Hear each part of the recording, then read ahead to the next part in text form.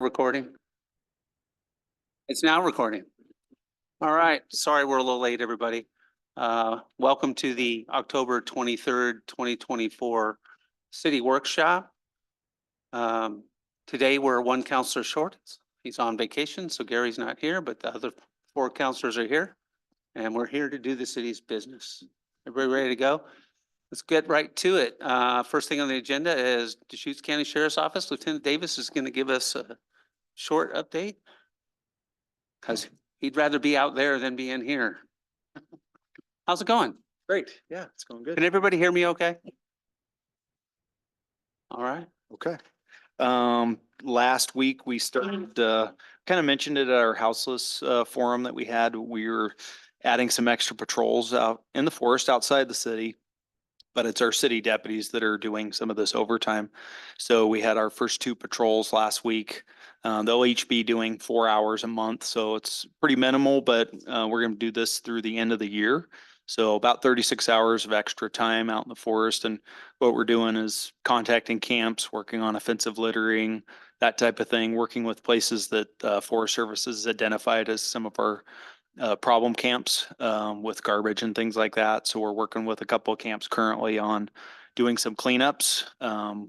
There is a possibility for some criminal citations for offensive littering, but we're working with people and working with SCLI, giving them opportunities to get their camp cleaned up through SCLI before we take enforcement action. So that started last week.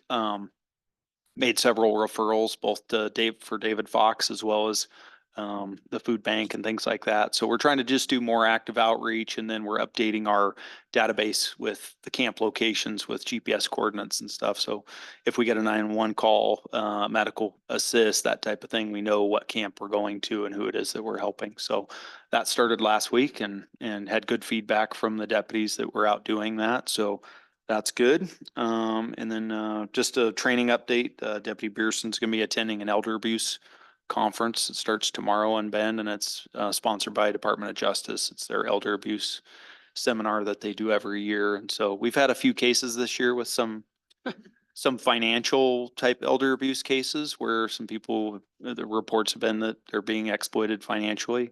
And so he'll be going just to obtain a little more training and work with DOJ on what they have to offer, several speakers that'll be there. So, and other than that, it's the weather's changing and our calls are dropping a bit, but just with the weather, that's kind of the way things go. So, okay. Have you noticed, speaking of elder abuse, I know that age group, including me sometimes, is more susceptible to like online and identity crimes and, fake phone calls and financial stuff like that. I've heard that's a little bit on the rise. Is that something that you've noticed as well, or? Well, scams in general are always prevalent.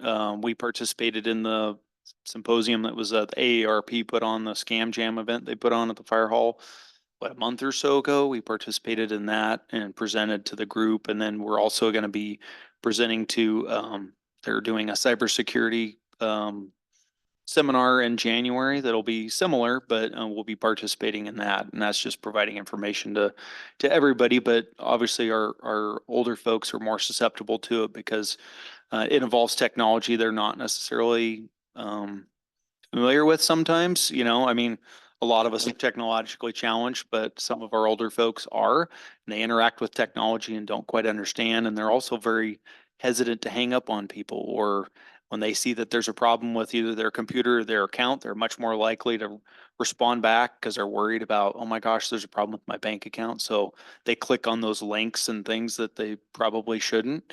And I've handled a couple just in the last 2 months where one of them was kind of a sweetheart online scam that someone fell victim to and lost about $4,000. But then we've had some other ones that are, the reports are concerns about elders being financially exploited by whether it's relatives or friends or things like that, because we get in these sticky situations where someone has a power of attorney for an elderly person, and then sometimes they can take advantage of that and exploit them financially. So yeah. We had a discussion at Band of Brothers today about that, and one of the brothers had problems with his bank account and had to get reissued a couple of credit cards one came in his name and one came in someone else's name. And he gave that information to the bank.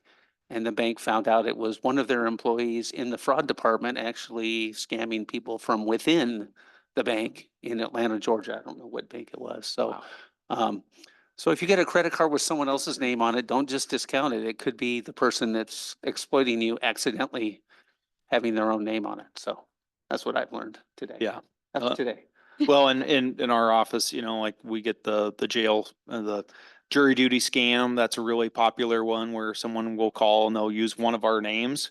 And say, hey, you missed jury duty and there's a warrant for your arrest and you have to go buy $8,000 in gift cards and in order to avoid going to jail. And it happens at least on a monthly basis. Sometimes we have a string of them where we'll have multiple in a week.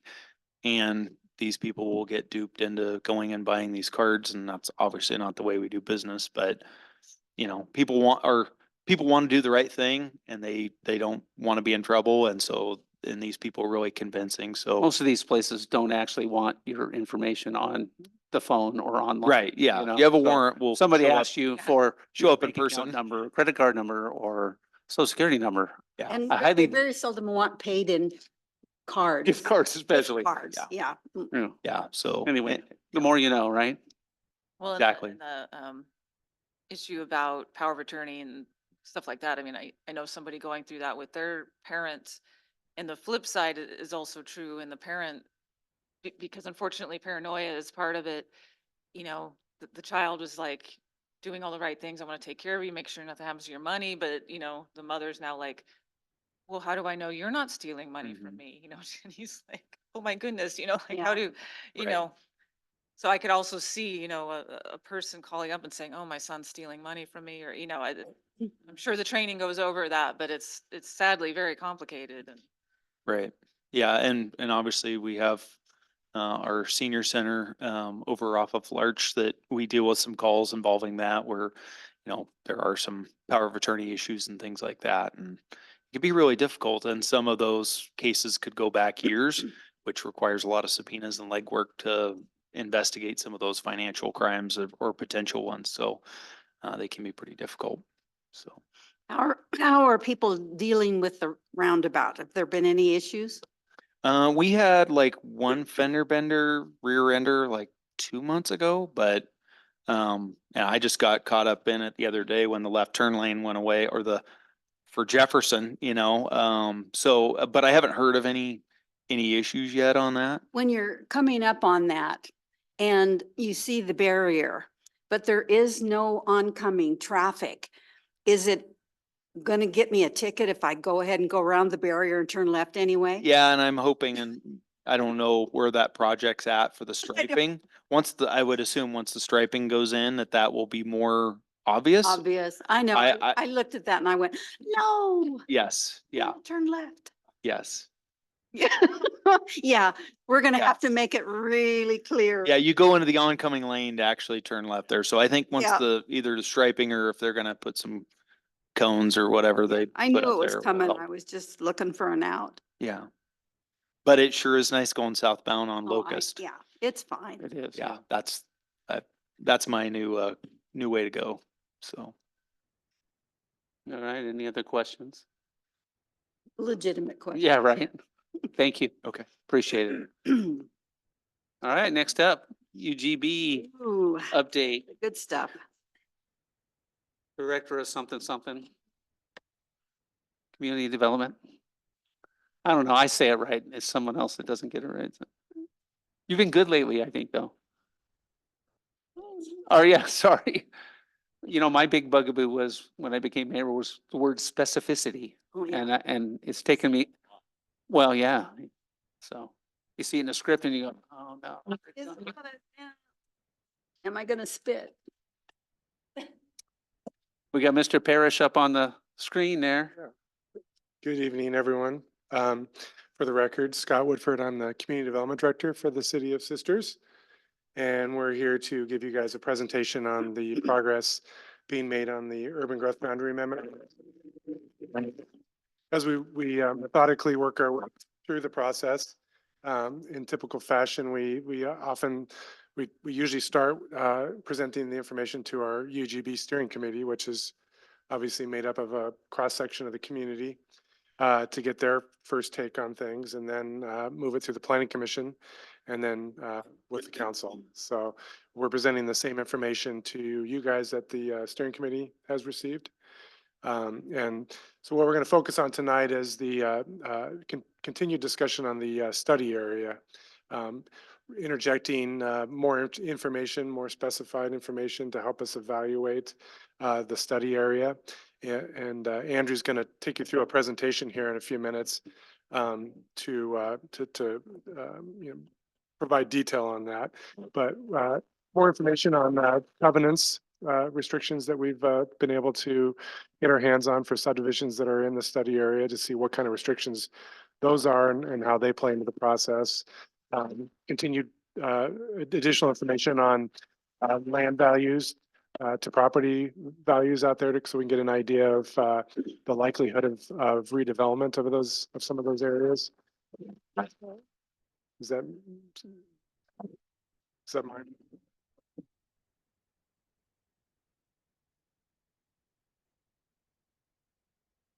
And then also, this is the first time that we've started to introduce some different alternative concepts. There's 5 of them, I believe, in your packet that we will present tonight, that look at how we could take those exception lands, which are again our first priority lands, and incorporating every lot within those exception lands to in different scenarios where we can meet that minimum 250 acres.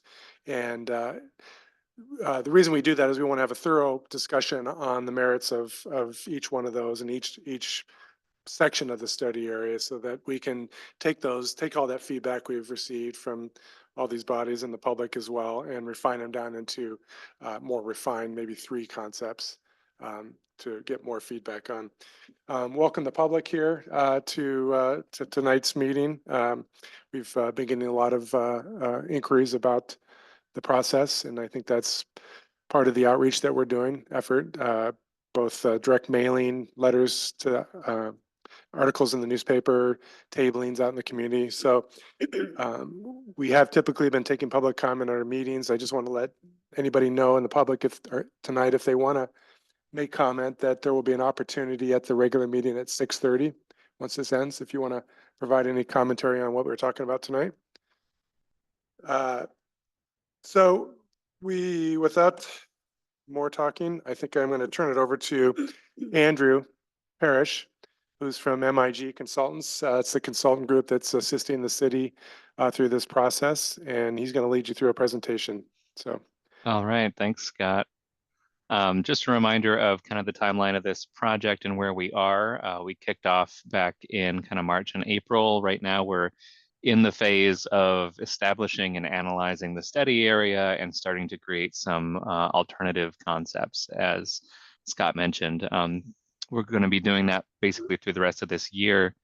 As we go into early 2025, we're going to hone those concepts into a preferred alternative, and we aim to adopt a revised urban growth boundary kind of in the middle of 2025. The city's been doing a lot of engagement. We've met with various city departments and other city consultants regarding infrastructure for water, sewer, and storm, for transportation. We've met with folks at the Department of Land Conservation and Development a couple of times at this point. We had another meeting with them yesterday to kind of talk through the issues that we're seeing and get their guidance. The city did a mailing to all property owners in the exception area, the priority 1 land that we're required to look at. So that has really led to an increase in turnout at the last several sets of meetings, which has been great. The city's also been doing a variety of community conversations, maybe more informal events, trying to get some of the information about this project out in a variety of groups. And several of the folks on our steering committee have been involved in those as well. Just a reminder of what the study area looks like. So this map, you have the city of Sisters current urban growth boundary in kind of a blue line, a smaller blue line, and then a really bright blue line is this study area. That's basically a half mile from the existing urban growth boundary in all directions, and then a full mile for all of the parcels that are called exception lands. They're rural residential lands, so they're not farm and not forest lands. And that's the priority one land that the city's required to look at first when it's looking to expand an urban growth boundary, shown in green on this map.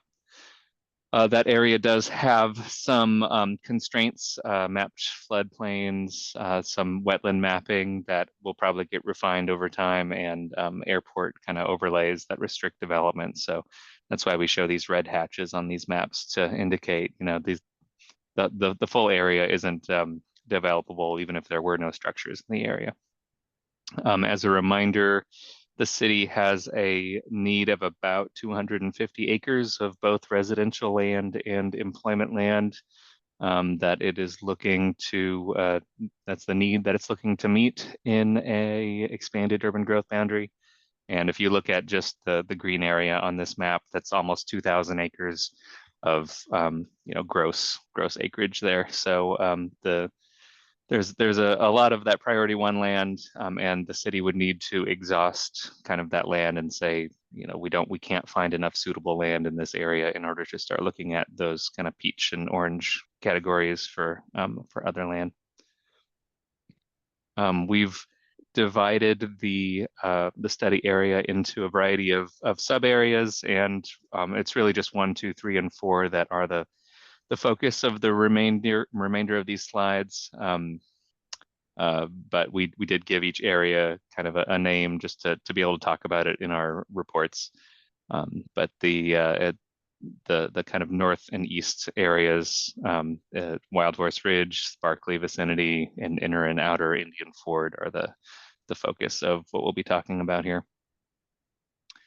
So we have a variety of maps and information that try to provide a little more insight into how this land might urbanize if it was to be added to an urban growth boundary. And at the end here, you'll see a couple of different concepts that we've put together and had some discussions about with the steering committee and planning commission.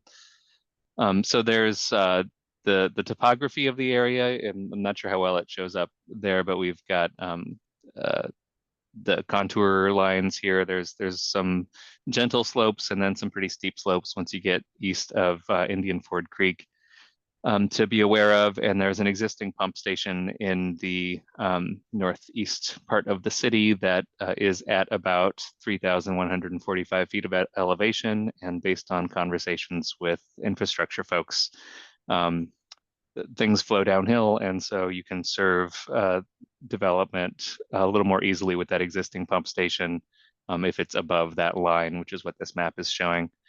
Other development that is kind of elsewhere in the study area would likely need a new pump station to serve it.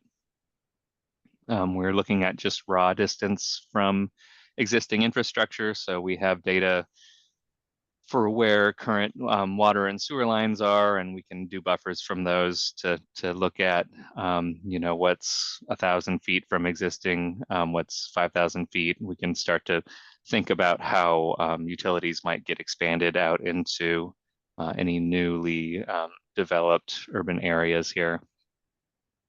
Scott mentioned CC&Rs, conditions, covenants, and restrictions. This is likely going to be a pretty big issue in the area.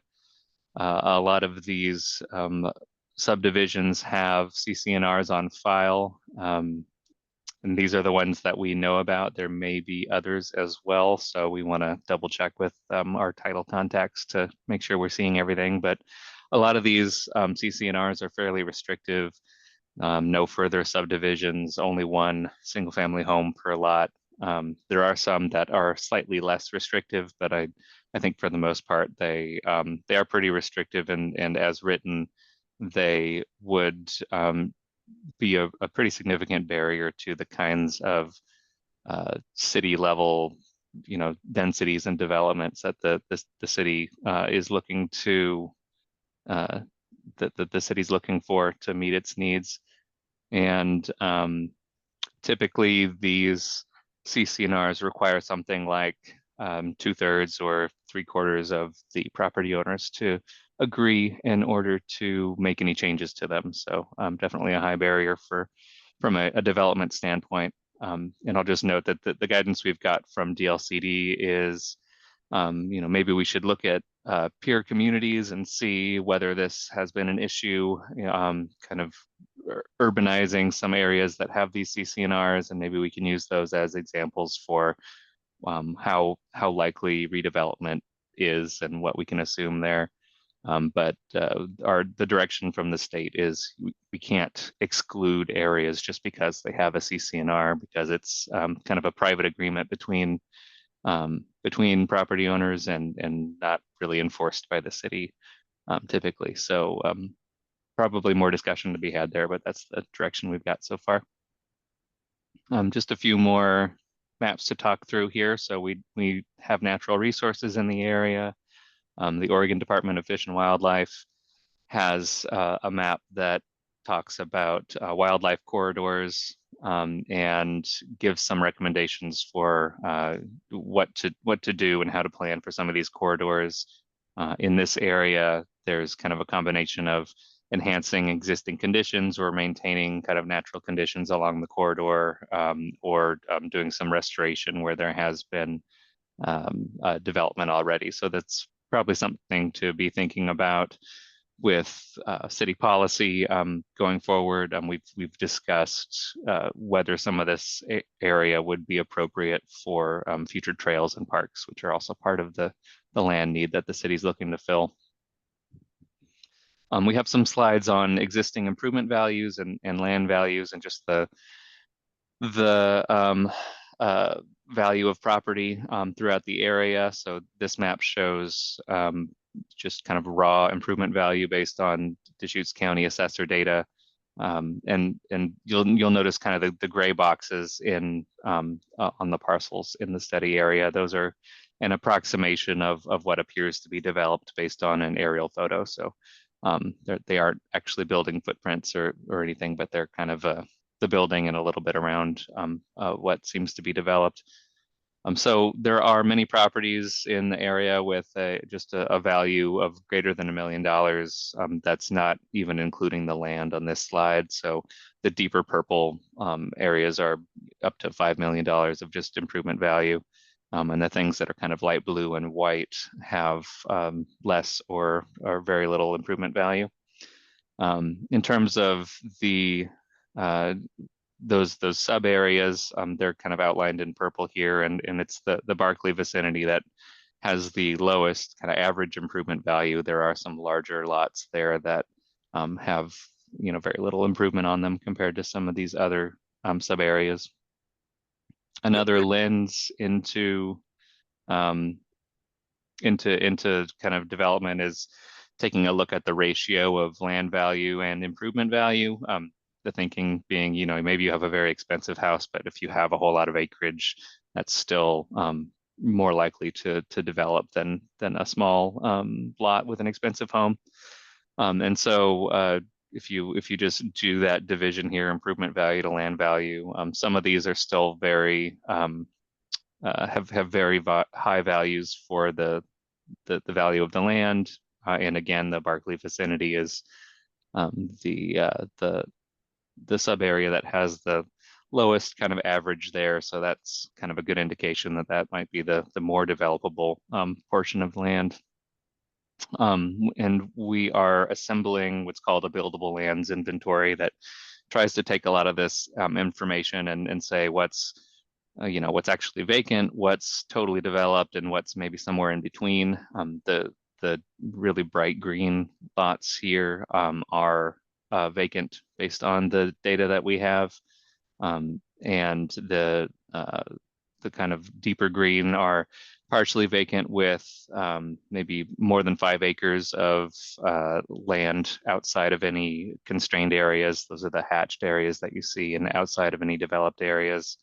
And then the yellow has kind of a medium 2 to 5 acres available, and the orange is less than 2 acres, considering the current development. So it's, overall, it's a pretty parcelized area. There are some portions of it that are rather less parcelized. And this is kind of where we're heading to get more detail and a kind of a score for each parcel and eventually each of the UGB alternative concepts that we'll be looking at. Scott, should I go ahead and go through the concepts here, or should we stop now for discussion? I guess I'll put it out there. Are there any questions on anything that's been presented so far? Microphone, please. On the, we have the 5 options that we're going to look at in a minute. But there's, I guess the decision's been made that we aren't going to be looking at going northwest unless what we're looking at now, the 5 possibles, just doesn't cut it for us. Is that what I heard him say? Yeah, that's correct. I mean, the green area that he noted on the map earlier is the priority 1 lands.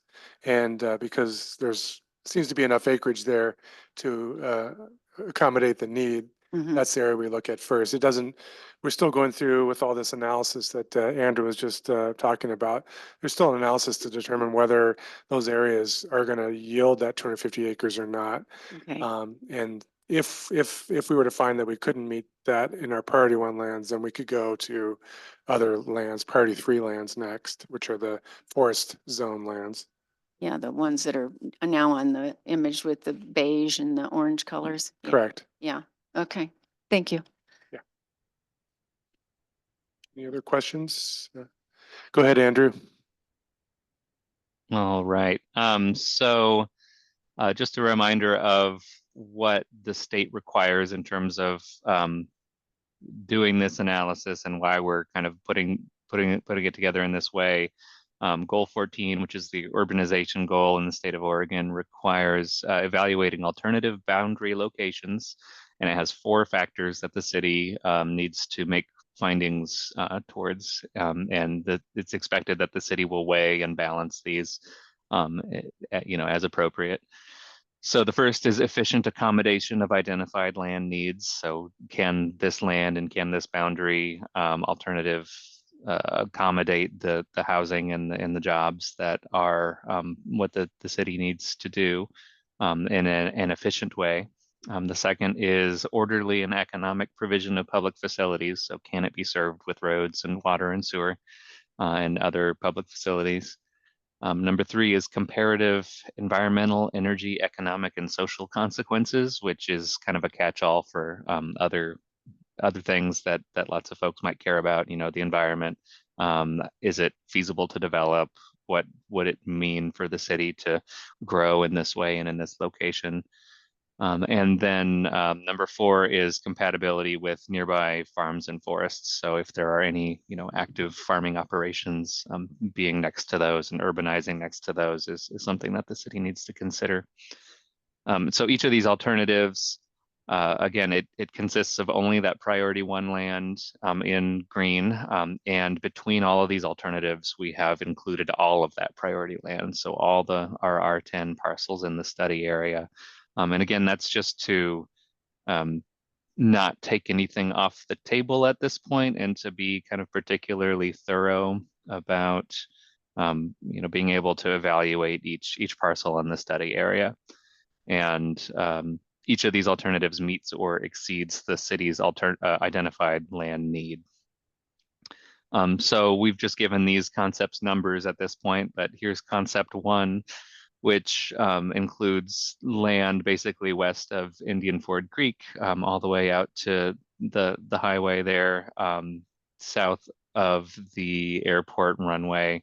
And it's about 270 developable acres based on our current calculations of how much is left on some of these developed parcels. And it does contain some land that's part of a CCNR that that is restrictive. So the second alternative has some close-in properties and some that are up to 1 mile from the existing urban growth boundary. It encompasses all the land west of Indian Ford Creek and north of the airport. It also contains several different subdivisions that have existing CCNRs, and that's looking at about 320 developable acres. The third alternative goes out to the east to take in the Wild Horse Ridge area. Again, some of these properties are up to 1 mile from the existing urban growth boundary. There's topographic constraints. There's it crosses 1 or 2 waterways depending on how the roads can get there. And it's about 340 developable acres. And then this alternative kind of capturing the remaining land up to the north and the east. It has pretty limited transportation connections to that area currently. If you were to draw the boundary like this, it crosses Indian Ford Creek. It's mostly properties that are pretty distant from the urban growth boundary. And it also contains existing subdivisions with CCNRs. So after presenting these 4 concepts to the steering committee, it was suggested that we put together a 5th that is really all properties that are close in to the city currently, and you know, going to the north and taking in that subdivision as well as one, as well as being pretty similar to alternative 1 in the on the eastern side, and that's looking like about 250 developable acres. So I guess one other thing that you get when you start to draw the boundaries like this is you can start to lay out some ideas of land uses and some ideas of a future road network, and so it's really more than just kind of the sum of the individual parcels that are included. We can start to think about and evaluate, you know, what the urban form of these areas might actually start to look like. So here's all of the alternatives up on one screen here. I'll also mention that during the Planning Commission discussion last week, it was kind of raised that the constraints don't show up too well on this map, and some folks were wondering if we should really like draw the boundary on the inside of some of these wetland areas for these alternatives, and we've got some, I guess, thoughts on that, but I just wanted to mention that was kind of a question or a recommendation from Planning Commission. So with that, I think I'll stop and we can talk about these alternatives and whether these are a good set, whether the idea of having alternatives that encompass all of the land that's priority 1 is kind of the way to move forward with future engagement to get kind of a broader public look at what the pros and cons of each of these might be from the public.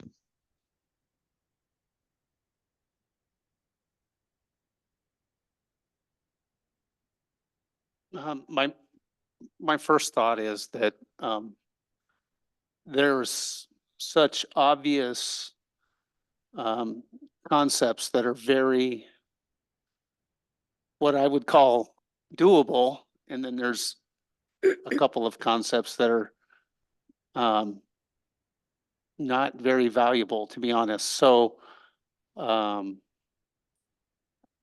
know, I don't know if concepts are as important as actually looking at it from a perspective of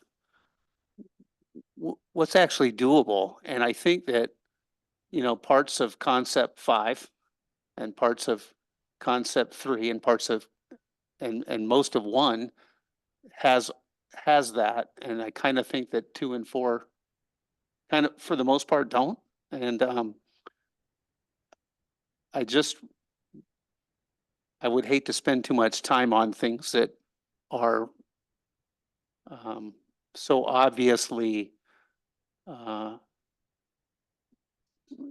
Well, I don't, contention's not the word. I just don't think that there's any way that they could be successful, to Right, be when honest. when you Down the look list. at the things that we need to consider, closeness to existing utilities and in streets and road and connecting to our existing structures and how many have CCNRs with huge restrictions and, yeah, I mean, it seems like we are spending, um, maybe, are we required at this stage to say, okay, we have to further spend time on concepts that appear to be non-workable already at this stage? I don't think you're required to. We've taken the approach so far of not taking any of this land off the table. And if we thought we might wind up in a place where, we want to evaluate some land that's not priority one, the city would need to do a really good job of saying, like, there's nothing, there's no way we can meet that need with just the priority one land. So I think that's one of the reasons why we haven't taken that off the table, and why we have all of that land included in a concept so far. But I think we can start shifting to a point here soon if there's just some obvious areas that, we can still think we can meet the minimum land need, but there are some areas in the study and the exception lands that are just not resonating with the public and the community. I think and Andrew, correct me if I'm wrong, that we could probably, when we start coming up with our three alternatives or whatever, refine these alternatives, maybe we could start to remove some of these exception lands from consideration. Is that accurate? Yes, we can put together alternatives that look different than these, and have a fewer number. That's what you're saying. I think that's the goal of what we're trying to get to is we're casting a large net right now, but we want to make sure that all the different bodies have had their chance to talk, make sure the community has had their chance to review this, and wanted to plug the community open house that we're planning to have early December, that we are hoping to get a lot of the community in to get even more feedback so that we can start to narrow down these options more as they become obvious. I had a question about, the area that's hashed out kind of for floodplain, right along Indian Ford. For instance, did you look into any of those properties to see if they have conservation easements as well? We are not aware of any, so I guess if anybody knows of any, that'd be good to know. We know of just the one that the school owns, school-owned property north of the high school as the only conservation easement, but if we need to look a little closer, we should. I don't know of any, but there's certainly, a lot of property owners in the area. There's all these different flavors of, easements out there with different organizations. So I mean, there's a lot of parcels out there that are like 80% floodplain, but the 20% that's left over is still eligible and in. So I think that's kind of why there's lines into the floodplain, because well, and I it mean, doesn't mean we can't yeah. have something inside the city with an easement. It's just, I was just curious. And my second question is there any value in, being that these are larger parcels, making sure that the entire parcel is within the UGB, because some of them seem to be split, possibly if I'm looking at it. So, is that just another consideration we should take into consideration? Yeah, we think so. It would be kind of awkward to have a portion of it within the urban growth boundary and a portion of somebody's property outside of it, Okay. having to deal with two different jurisdictions. It's just kind of unwieldy. Right. So I know these lines are kind of slightly approximate, so I just want to make sure that was something that you were working around. Okay. Yeah. Can you turn on your microphone, please? On concept 5, the southern part of it, I noticed in one map says something about traffic limitations or something between Highway 20 and Highway 126 down there on the bottom of Concept 5. They're not on the maps you have up there, but in an earlier, there was this blue area. It said traffic something over there. I just want to understand why we could not extend south down to the Highway 120 on that Concept 5 map. I think that's an option. I think we just, you know, we'll have to work, we'd have to work with ODOT to, in terms of access management along there. I don't think that they would prefer to have a bunch of different curb cuts through there. So consolidating access points would probably be a consideration there. And But it's also EFU, isn't it? If you're talking about south of Highway 126, yeah, that's EFU land. North of Highway 126 is residences. One. It's farm, it's farm, Priority 4. priority 4. Okay. is that what you were referring to?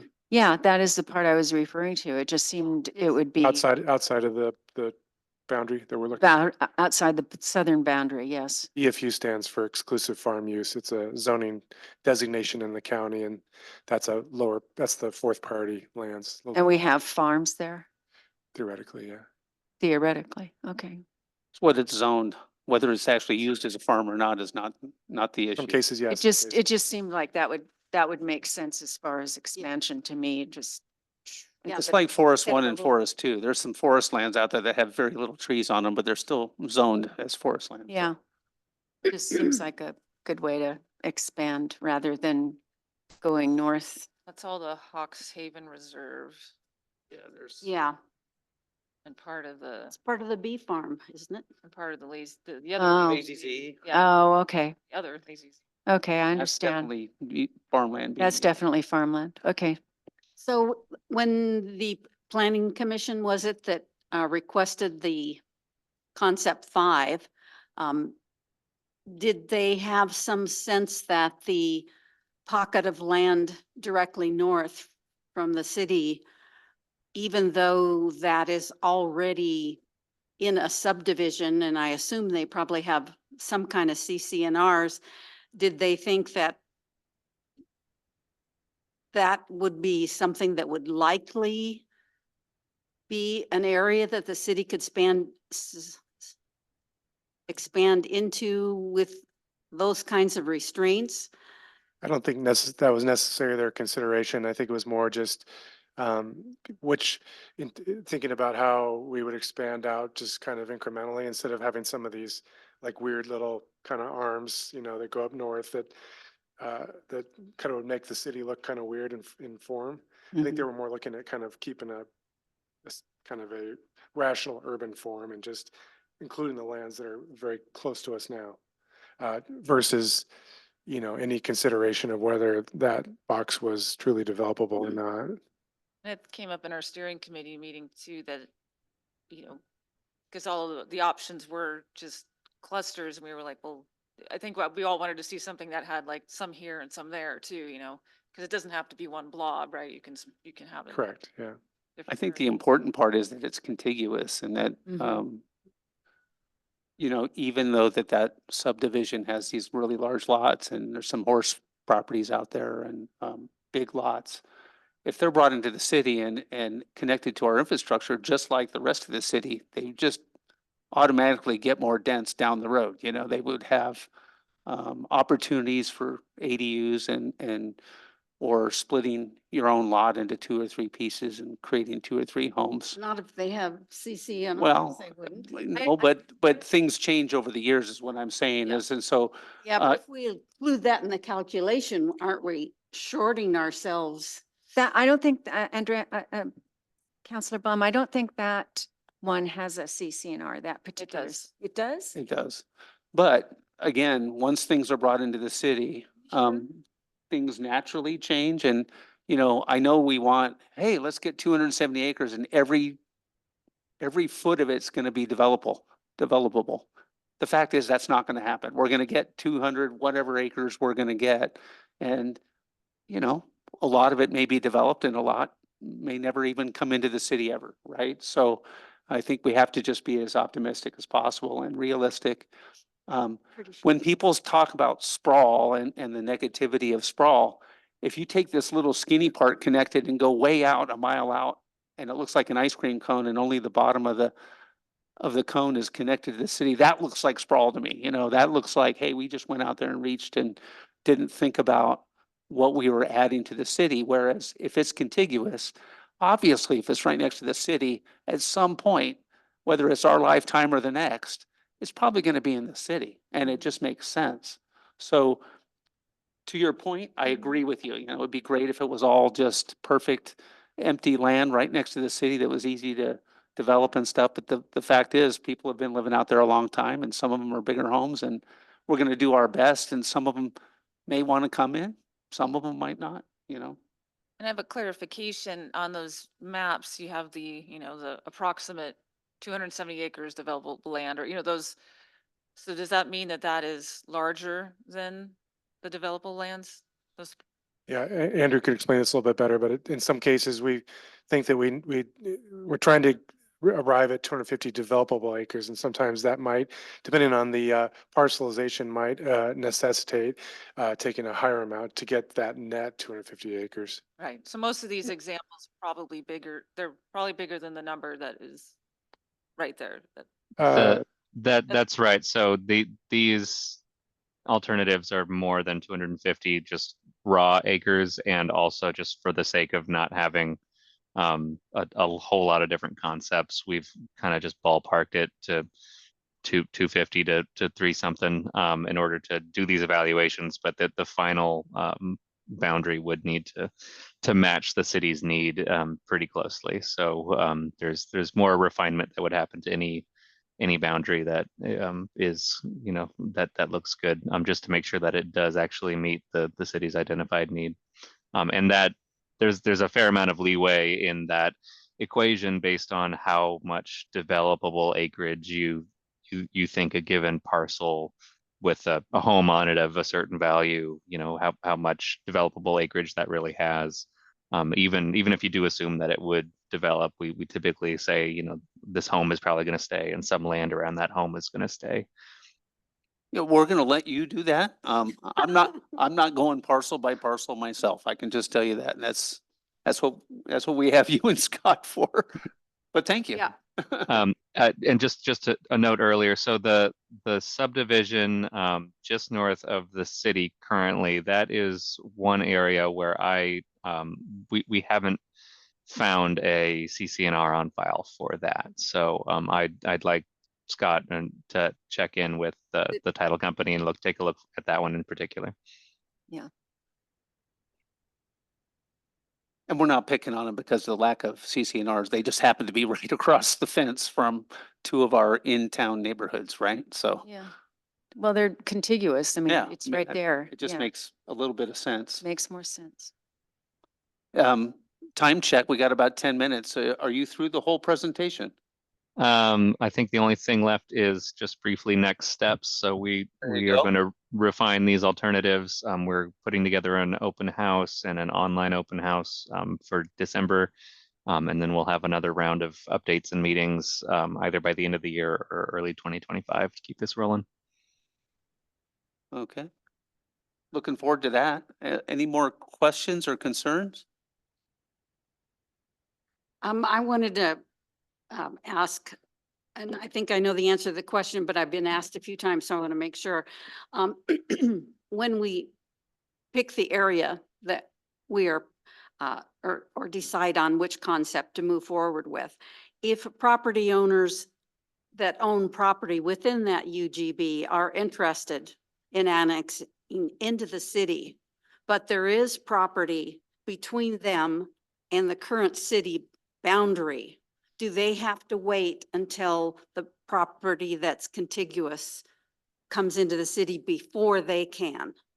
Yes, Okay, so they have to have, they have to be contiguous to be able to annex, contiguous to the existing city boundary. So you can't hop over another county property to get into the city.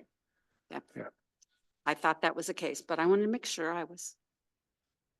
No, I think we're doing a good job. Again, I want to just thank city staff for the outreach they're doing. I think everybody in town knows what we're doing and they've heard of different ways to hear more about it, not just here in City Hall, but obviously at all the places that you've been doing outreach. So thank you for doing that. I hope everybody realizes that we're doing the best we can to get the information out there so nobody's surprised, right? Nobody wants that for sure. But what we're doing is we're planning for that 20-year and 20-plus-year growth that's coming. We use the statistics by the Portland State. And those are the people that have been tasked by the state to come up with these figures. They're not making it up. They're pretty good at what they do. When it says we're going to be 7,000 people in 2042, we're going to be pretty darn close to that. And if we don't plan for them to have a place to move into, we won't have a place for them to move into. And that is a worse situation. Plan to fail, fail to plan, or fail to plan, plan to fail, you know?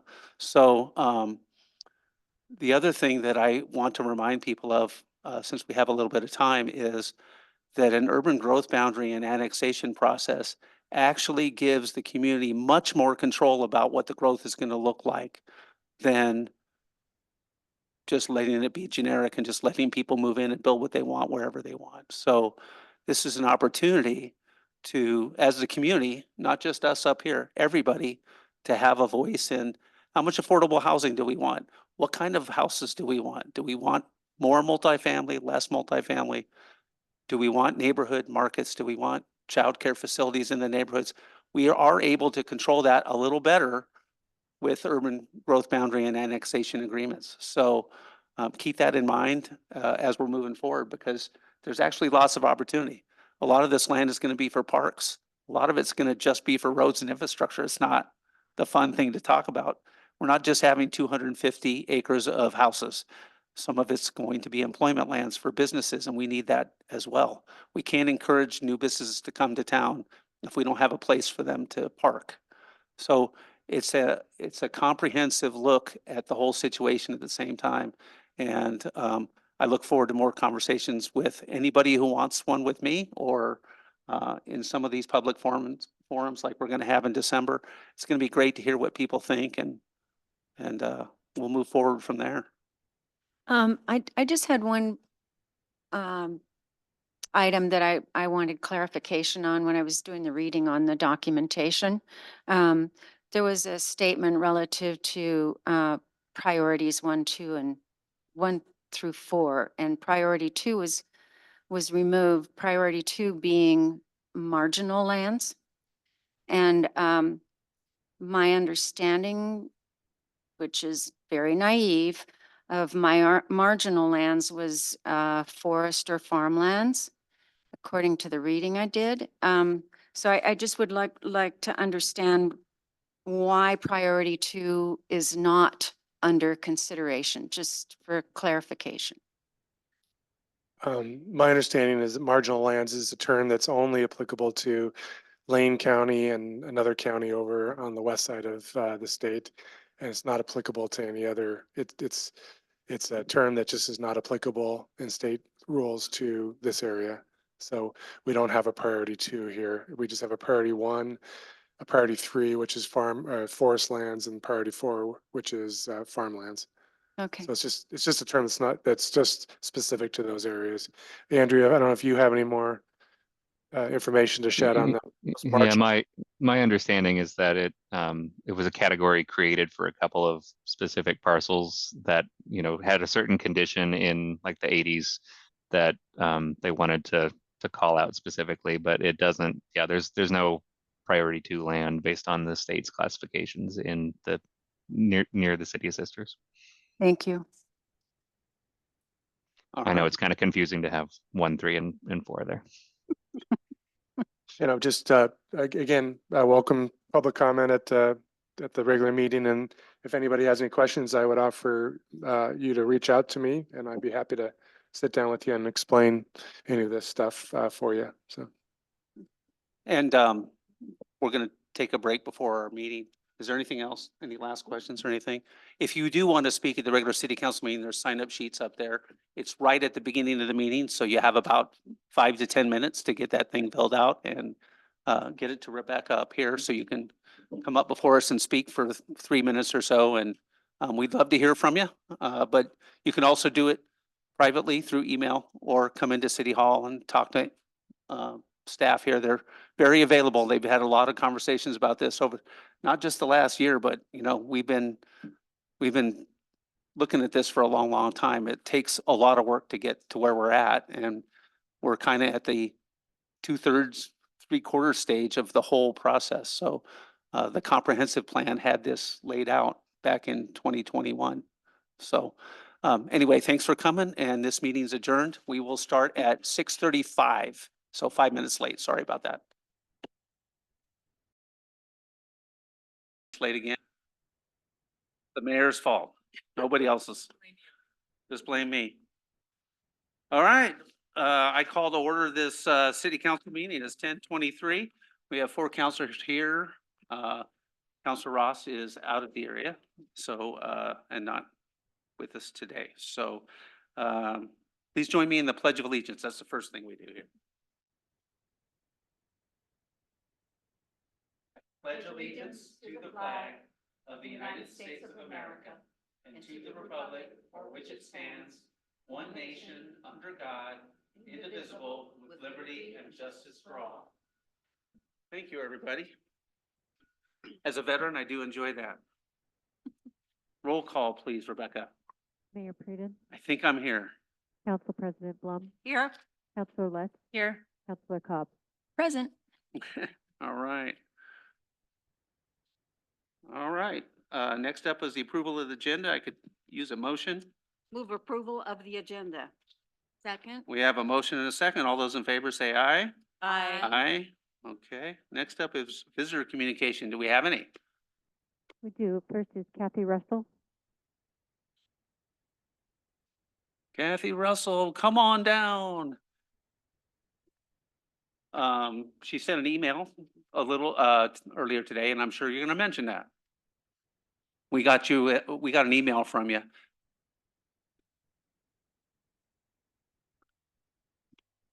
All right. So I'm Kathy Russell, 1006 West Collier Glacier Drive. And I sent you an email earlier today, but I also know that your packet was like 95 pages. And so I wanted to make sure it didn't get lost in the shuffle. As I was reviewing the phase 2 of the McKinney Safety Project, I didn't notice a speed sign on the east side of the four-way stop of Brooks Camp and McKinney Butte. So as you're traveling down McKinney Butte from the high school down to the roundabout, after you go past the school zone, the only speed sign is at the hangar, and then there's not another speed sign from the hangar to the roundabout. And what would be really helpful, it would be for a speed sign just after the four-way stop, because people accelerate off that intersection and around the curve. And a reminder that it is 25 would be very helpful, I think, for the safety of the pedestrians.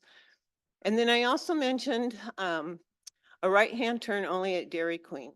And that's for safety of the new, for pedestrians on the new crosswalk that's being put in there. Because at the peak hours, you have people, it's backed up from the roundabout past our entry at Brooks Camp, which is past the Dollar General.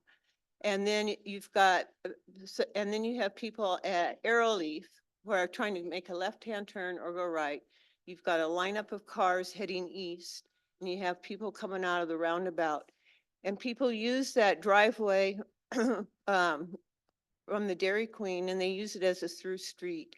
And so you have people who are not only turning right, but they're cutting across McKinney Butte to go to like towards Ray's, or they're trying to make a left-hand turn. And during peak hours, it really gets dicey in that area. And On that sign, I realize that's kind of a change of traffic pattern and it might require a traffic study, and I understand that piece of it. So I guess I'm really asking for the speed sign at least, because I'll come back on the other issue at a different time. But whatever you decide, I want you to know that I really appreciate this phase two, and that the work that Paul and the Public Works did on this, and what a difference it's going to make for our area. So thank you. Thank you, Kathy. Michael, Good evening, Michael. Good evening. I had a comment on that last time. Yes, you did. I'm gonna drop this, on what she was speaking up about west of there where I think it's called Main Line, which McDonald's on, hits Highway 20.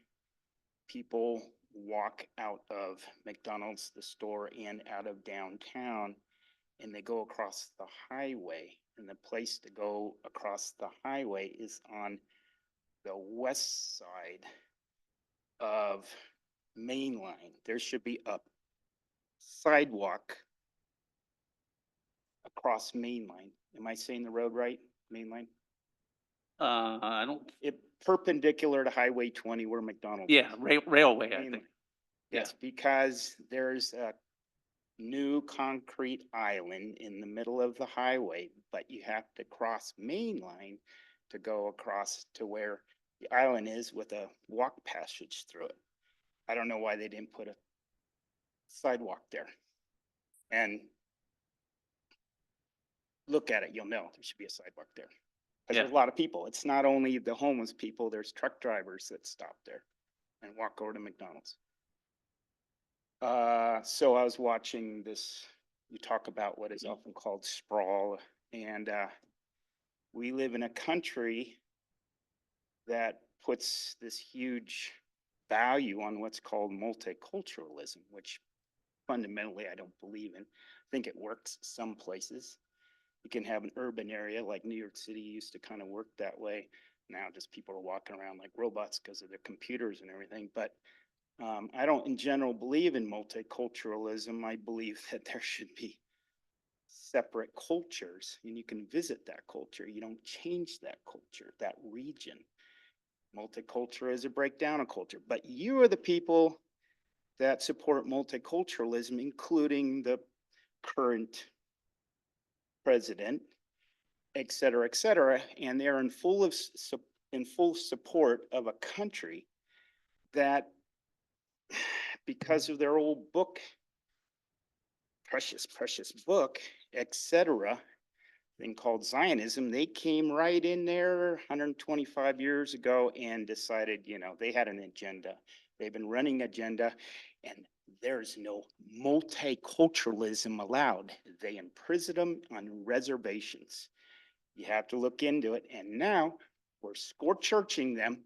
Well, here we're in support and we love our multiculturalism.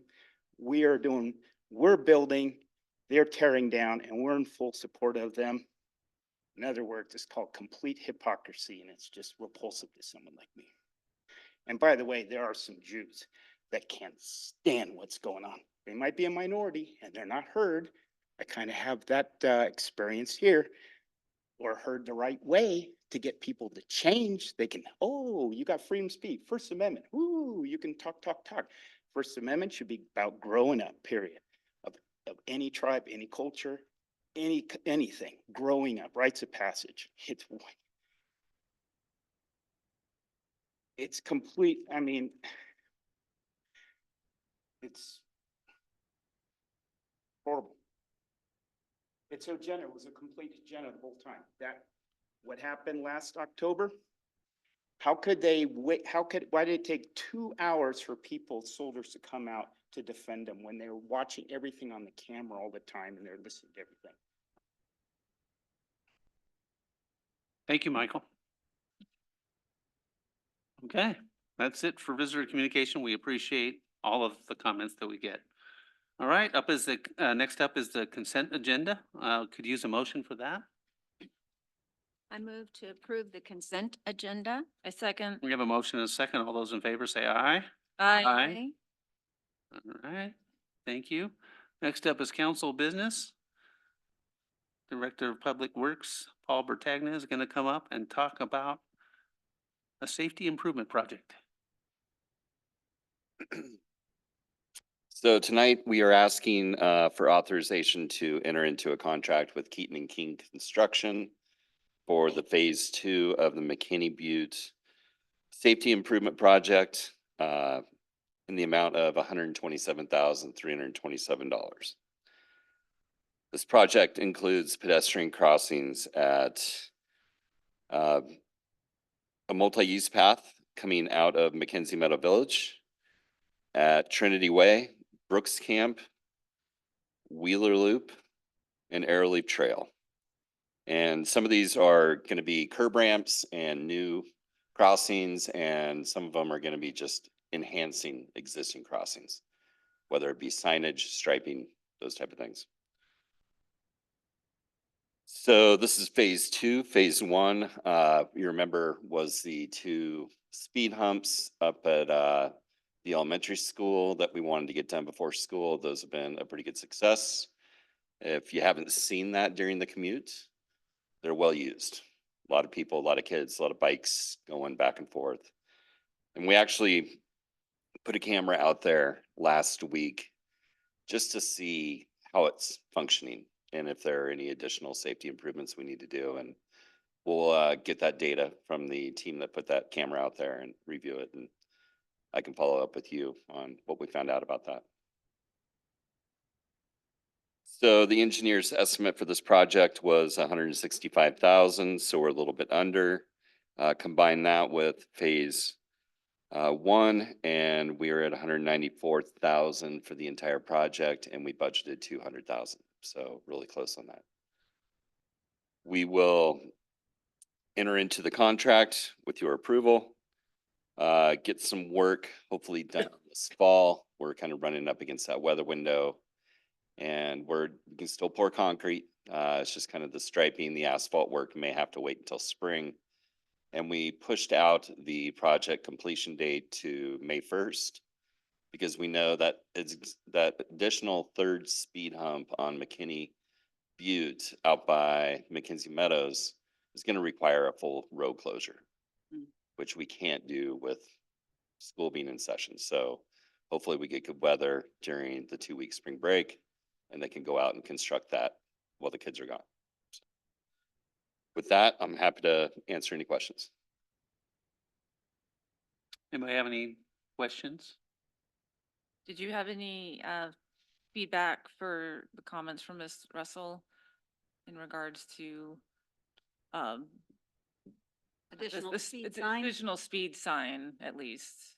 Yeah, so when we have a corridor where we have a speed zone throughout the entire corridor, we typically put at the entrance on both ends. And that's consistent pretty much around town. When you have a long corridor like that, we'll throw a reminder like midway where it makes sense, which we have on McKinney Butte. And really the best thing I think we can do for that corner coming around after between Brooks Camp and Arrowleaf is we'll get some data. We'll put our speed tubes out there. We can get number of vehicles, type of vehicles, speed of vehicles, time of day, those type of things. We'll see what people are traveling. And if it is warranted, absolutely. When you say types of vehicles, it counts axles, is that It correct? does, yeah, and even down to bikes as well. Oh, nice. Yeah. So my suggestion would be, let's get some data. And then, like she said, with the intersection of Dairy Queen and Arrowleaf, we're gonna wanna look at that with our traffic engineer. We're gonna probably wanna set up a camera there as well, see what's going on, what time of day, what improvements we can make. And then that's a private driveway. That's a private stop sign on that private driveway. So we're gonna have to work with the business as well. Mhm. The landowner, right? Yep. And I think, I think the suggestion's very valid. Yeah. For sure. So we'll look into that. Okay, so there's more work to be done on that. I think that's fine. Any other questions or comments? Thanks for addressing that. Appreciate that. No problem. We could probably use a motion or something. I move to award a public improvement contract to Keaton and King Contracting LLC in the amount of $127,327 to construct Phase 2 of the McKinney Butte Safety Improvement Project and authorize the city manager to execute the contract and any necessary contract change orders and or amendments within a contract contingency amount of 5% of the contract amount. A second. Okay, sorry. I was thinking We have a about it. motion and a second. I think it was Jennifer. Yeah. She won.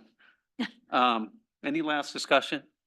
Also, thanks for, just thank you for the extra stuff. That was good. Got it. But thank you for this as well. This And is, the creative solution of breaking it into two so we could get the school side Yeah. of it done on time. Yeah. Yeah, appreciate the big deal. flexibility from you as well. So. okay, we're flexible. All right, so let's get a vote on this. All those in favor, say aye. Aye. Okay, that was all four of us. Don't have to. Great. Thank you. Thank you. All right, Kathy Russell, you've been heard. All right, on to other business. First up is discuss and select interviewees or interviewers, excuse me, for boards and commissions. Who's heading that up, Rebecca? I could do it. Oh, hey, you're here. You've been quiet today.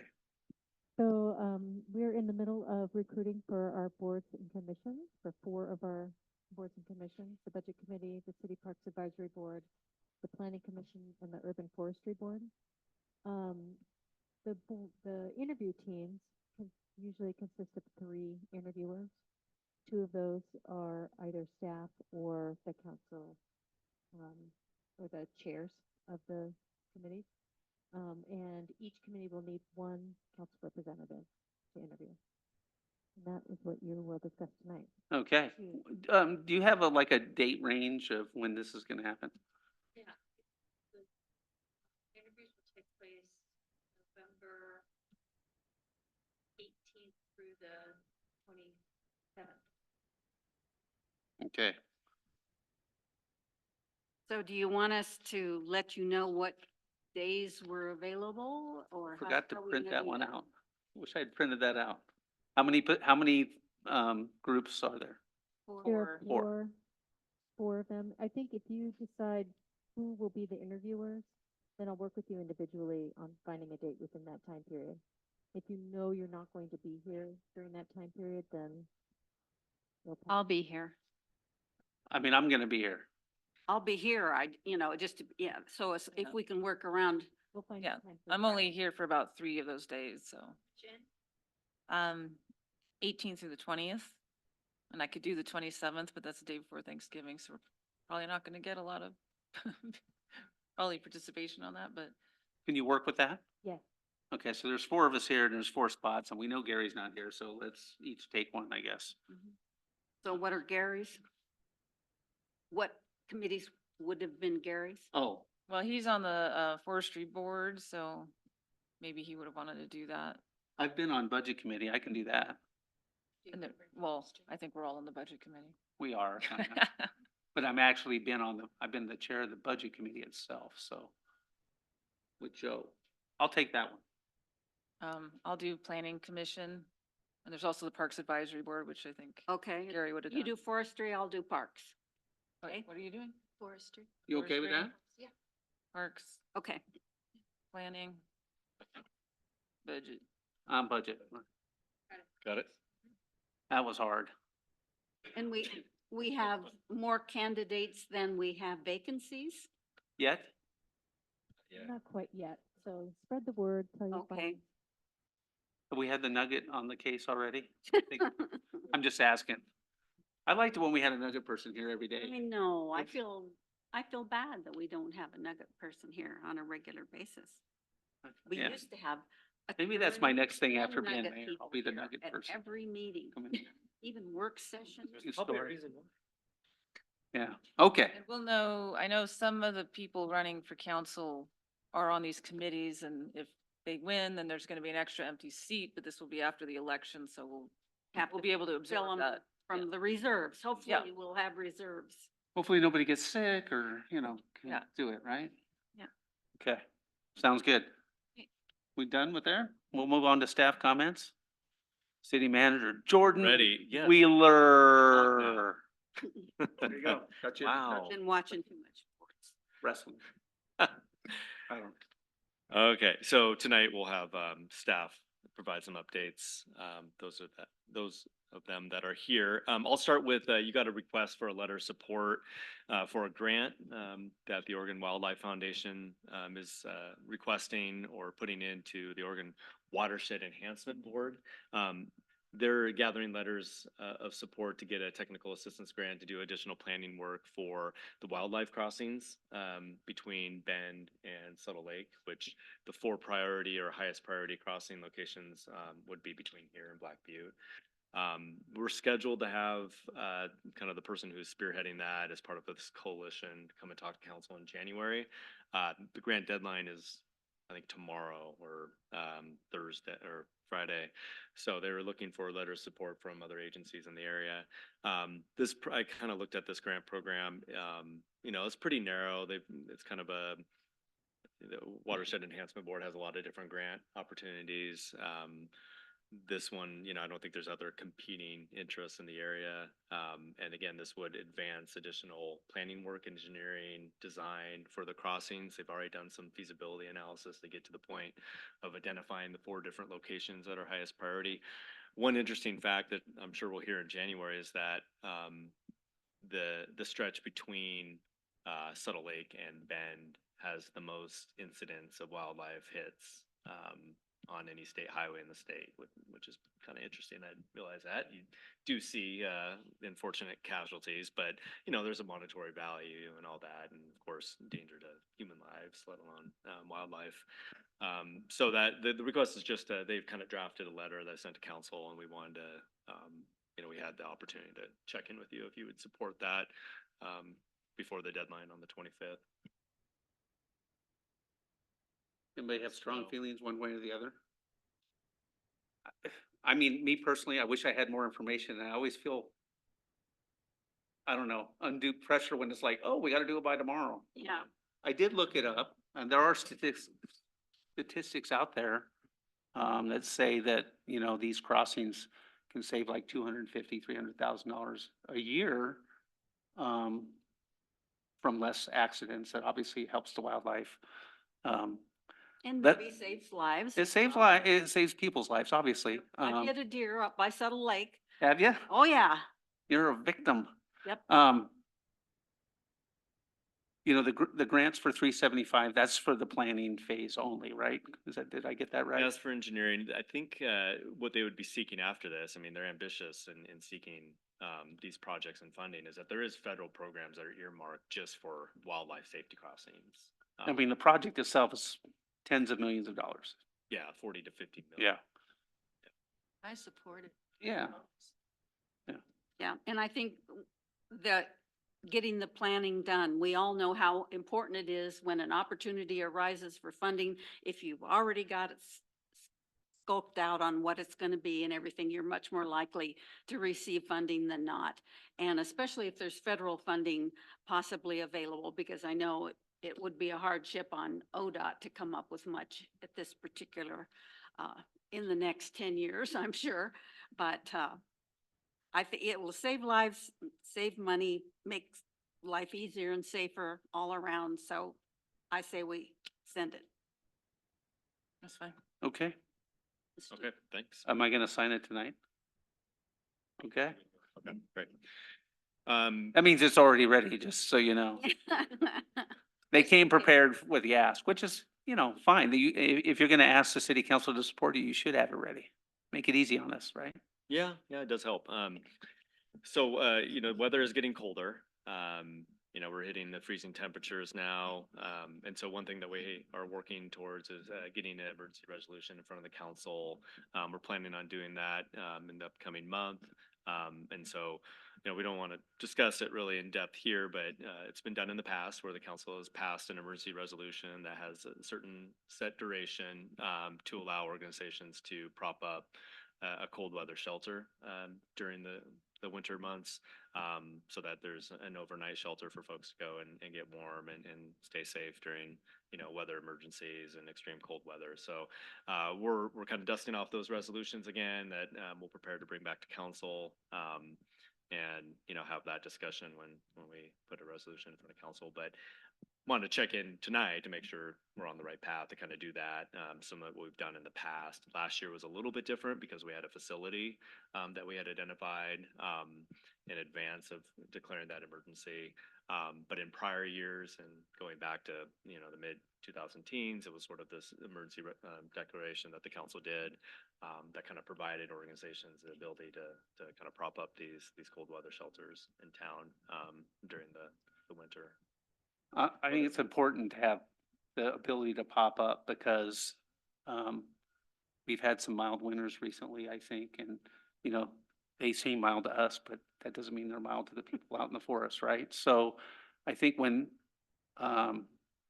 we get a really bad winter, we have to have the ability to pivot and have the capability of maybe having more than one cold weather shelter, or two if we have to. If there are people out there that have the heart that they want to do it, I don't want to discourage them. I want them to have some ability to do it. Although it's restricted, we're going to put some stuff on there. We're going to make sure it's dedicated for that use and for certain reasons. It's not just an open blanket to open shelters 24 hours a day for the whole winter. It'll have parameters on it, but I think that that's what it's for. I think that that's what this emergency declaration is for. It's for a hard winter. And so I think that it's important that we put up the parameters and give people a shot at getting out of the bad weather. So Yes, I'm for it. great. So let's do that. Yeah, We might talk about the parameters a little bit and talk about, is it 32, is it 20, is it 26, whatever. I think that discussion is very valid, but I think getting the language in ready to go and being able to check just a few boxes and getting something in place. So we have the partners that are willing to do that. Yeah, I had a really nice discussion with Jordan. And I know you probably all saw my email, and I understand more now how you wouldn't want it at 32 degrees because can be 32 degrees for weeks on end. And, so the parameters, I think, make more sense to me. Yeah, and I mean, I think that's not the only parameter, right? There's I know. others, there's the precipitation, expected freezing temperatures for long periods of time. I mean, that's just, let's save lives. Let's not, I do think it's important though to have it ready, like, Right. like soon, so that whatever shelter may be opening up and being that place, they know what the parameters are.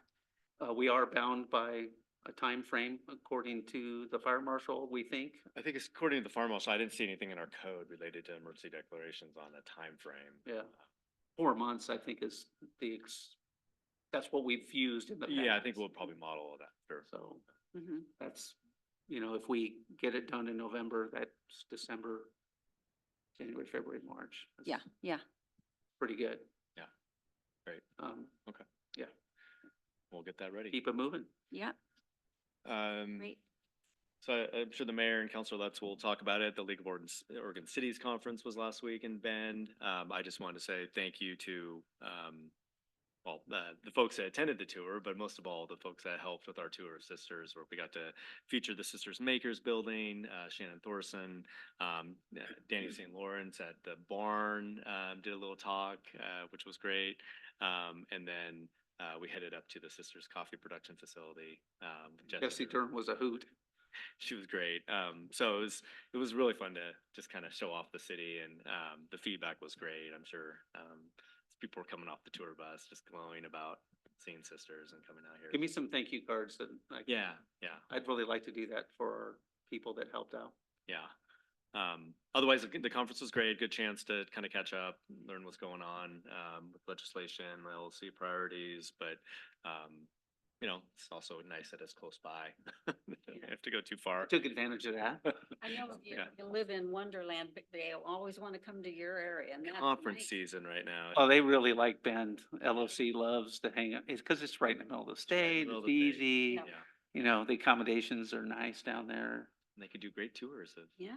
cities that are Come doing see things, sisters. great in places. Okay, and a couple updates on some of the projects. Roundabout Art, Carrie's going to be meeting with the committee next week, and they're looking to put out the second call for artists here in mid-November. She still thinks that the installation is still be on schedule to happen in the fall of 2025. Paul and I were talking today about kind of the landscaping, kind of getting the landscape architect going to and starting the design of the art, the landscaping So it doesn't around the look like such a roundabout. big gaping scar. Yeah, just kind of barren landscape right now.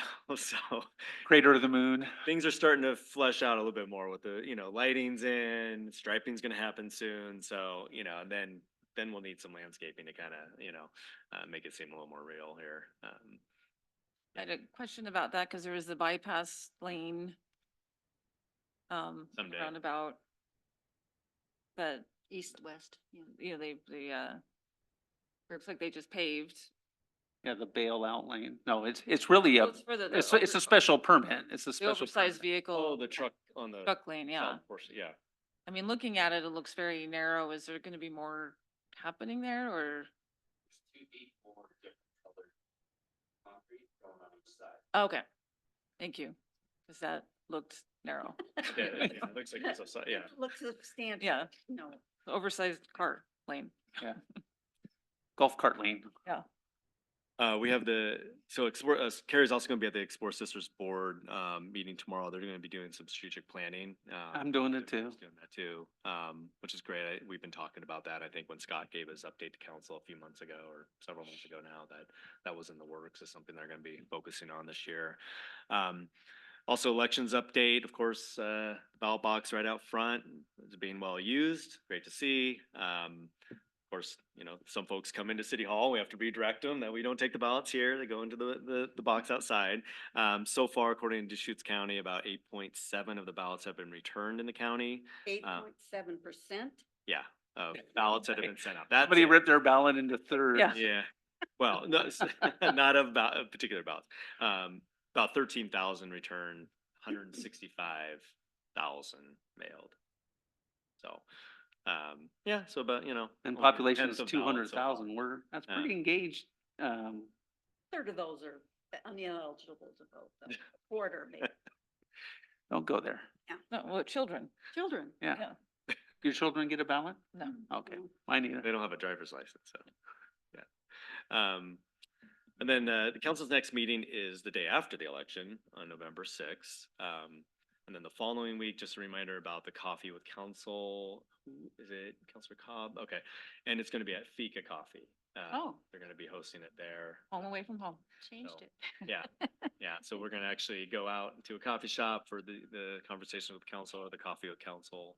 Okay. And kind of capture people while they're getting their. What date is that? That's on November 12th.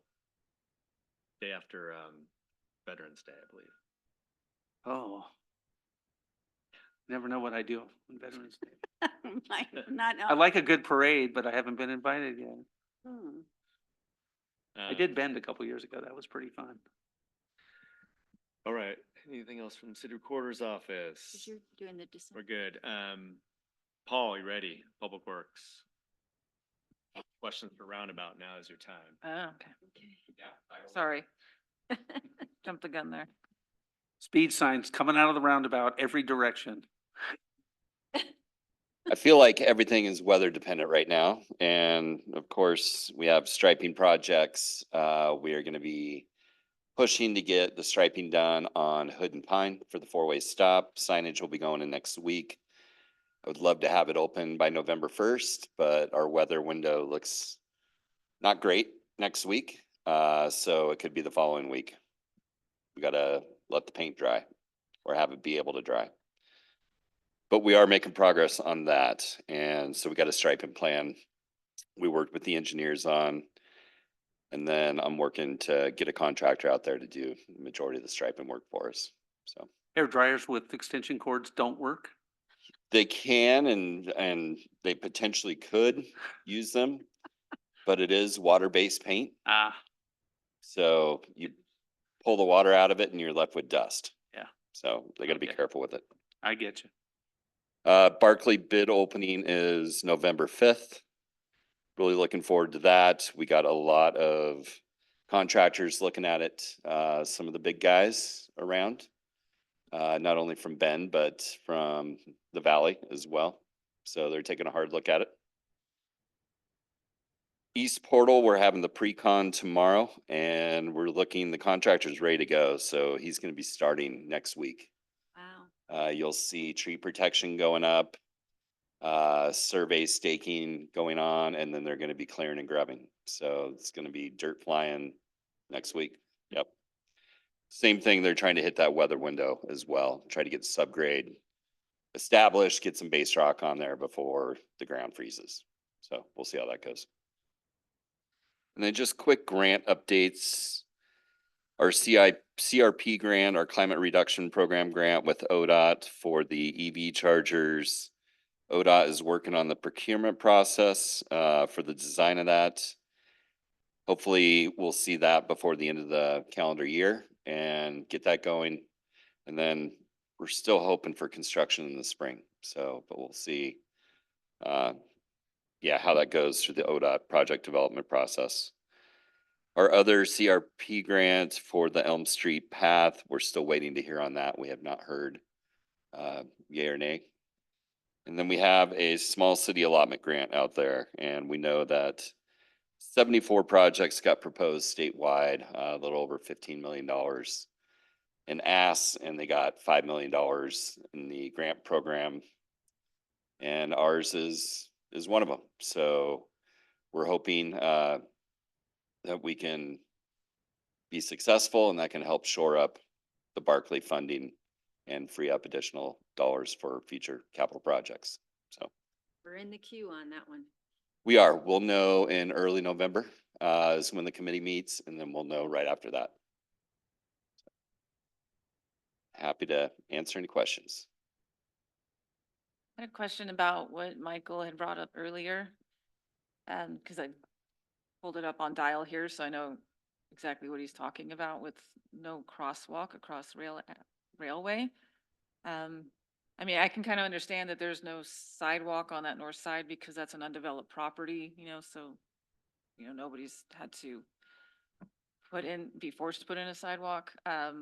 However, I mean, he does make a good point. Is there a reason why there's no crosswalk at that intersection? And is that something we could possibly do, since I don't know where the ODOT right of way is, and something that whose responsibility that would be? I mean, we'd have to put in a receiving ramp over on the north side of Railway. As far as the highway, having it over on that side, I'm not sure why. That ODOT designed it that way. I'd have to investigate that. I mean, I know that there's truck drivers that park there, they're heading westbound and they cross Right. the road and Right. go grab a Big Mac or whatever, but Once across from here, because it's this is- not a that's super the crosswalk busy right there. pedestrian area, I don't think. I don't know. I mean, maybe. Turn lane, and so they. It's interesting. There's no, yeah, there's no sidewalk on the It is other side of the designed to highway be there crosswalk. either, so. No. I mean, I get the concern and, a lot of it is with the homeless and I get that part, but, Very dangerous. yeah, that's a crazy part of town because people are flying in from the west and accelerating on the east. It's a. Yeah, and you really have a situation with a rural to urban transition right there. And you start throwing pedestrian crossings in there, it's gonna look more than, I would think, than a typical crosswalk. It could end up being more like a tumalo, Could be where you got. could be a human and deer crosswalk sign, so that they know that both happen in that area. Well, we get an overpass for the deer, could we? Well, the deer are pretty good at using the roundabout. Are they? Yeah. They are. They're smart. Well, they're smart enough to go down to the roundabout. Humans, they just want to bolt right across. But going back to that intersection, really the way that it's gonna get developed is when that corner lot could have a restaurant on it or something like that, that Right. might change everything. Right. Right, because they'd be required to put in sidewalks there. Yeah, I'm more than happy to have our traffic engineer look at it Yeah. and get his take on it. Have we had any issues with accidents there? No. Not pedestrian vehicular that I know of. Seems like every winter we have somebody take that corner on an icy day and they end up right where that curb ramp would be, Yeah, right. kind of over the curb and Yeah. high centered. I don't know. I don't know if there's anything to do yet. I think that that's just a future down the road. You never know. I mean, 20 years from now, Is it too expensive to have a little bit of a traffic study out that corner? Just, Well, and are you talking about increasing the safety across the highway or just across the street? yeah. Well, across Side the street. street is what we have control over. Right, Side but street. it isn't the danger that they then want to cross the highway as well? but north of there is a, or on the highway for someone to walk through. There's kind of a side, a crossing across that there, however, there's, In the the turn divider, lane, there's a there's long no, path, but there is no real Yeah, There's no crosswalk there, but they crosswalk. actually put a, highway. they put a space. they put a for dead people to space walk in there through, for a crosswalk down the road. I think really what's gonna spur all that is when The when that lot development. right there Yeah. gets developed, they have to improve all of that. And once a business is there, then people may want to walk there from across the street. And then I think that's what's gonna spur it all. Yeah. To be honest with you. I would have to check with ODOT if that's actually, that break in the island For was crosswalk or, crosswalk or was it for stormwater flow? I don't know. yeah, Yeah. So, yeah, could be. Yeah, I don't think at this point, we want to encourage people to cross there. No. Right. I mean, I've definitely seen truckers cross there. Yeah. I have too. Pretty frequently, yeah. So Yep. the A people. lot of that times are they'll walk all the way crossing to where there- McDonald's is and just cut across. So the people that are crossing there from the DQ. or, McDonald's. Excuse me, McDonald's. I mean, maybe we, if nothing else, just put a sign for the pedestrians that say, please go, go down to the crosswalk that's, I don't know, just. That's Closest long. one's the roundabout. It's Yeah, far they're down. not gonna do it. They're not gonna do it, but Mm. it's a CYA, Cross at your own risk sign Yeah. or Yeah, something. exactly. Frogger sign. I'm just Yeah. curious. Dangerous, or just, dangerous to cross here, I don't know. Yeah, ODOT should do. Yeah. Yeah, right? Yeah. Exactly. It's their highway. would you guys like us to engage with Joe and take a look at that? I think we should just take a peek. Don't you guys? I don't know. No, you're not too. Joe, Our traffic engineer, sorry, Joe Bessman. give me a break, Could ask Is- Joe. Is he busy? He's Yeah. probably pretty busy. Money. Yeah. Yeah, it's He's only. got Costco off his plate though, so. That's Yeah. good. All Two right. 99 gas, come on. Didn't sound like anybody bid No, on that one. My gas here. I'm just saying what other people say, not me. Are we saying no, that we don't need to? I don't. I'm not that Yeah, I interested. mean, I just thought it was a good observation and it is a little odd that there's no crosswalk He- at least on that way, but, and people. But yeah, it's kind of a crosswalk to nowhere. If it's but not really a safety issue then The big safety issue is crossing the highway. Right. You don't have control over that, that. we don't have any control over. We can ask ODOT about that break and Yeah. just what the Yeah, purpose was, just and if they're see aware what- that yeah. people are Yeah. crossing the highway there, but. That always gives you an, Yeah. insight and say, hey, can you hurry up out there? No. No. Okay. Okay. Thank you. You're welcome. Community development. Okay. Scott Woodford. Oh, you again. I know. So I trust you're up to date on the UGB. Yes. Need to go there. Even though I left early, What's that? even though I left early. You got it all today, though.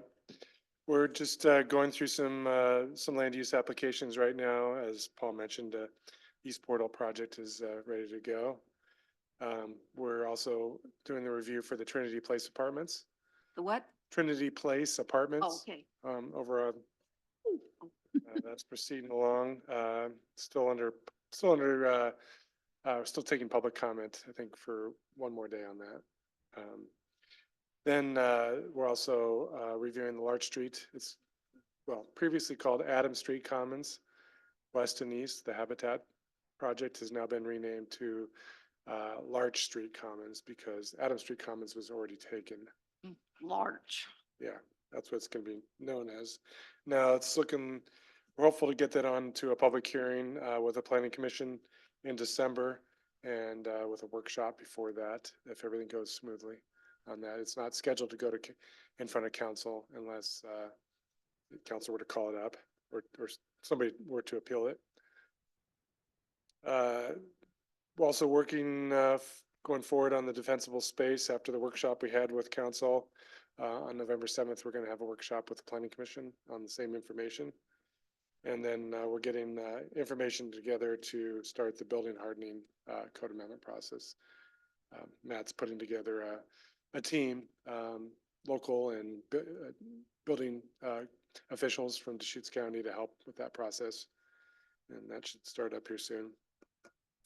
I think I mentioned last time that our second draft of our dark sky certification application was submitted to that group, and typically the process is typically where you go through a few drafts and they provide comments before you are able to submit the final application. So that's proceeding along thanks to a group of citizens that are helping out with that.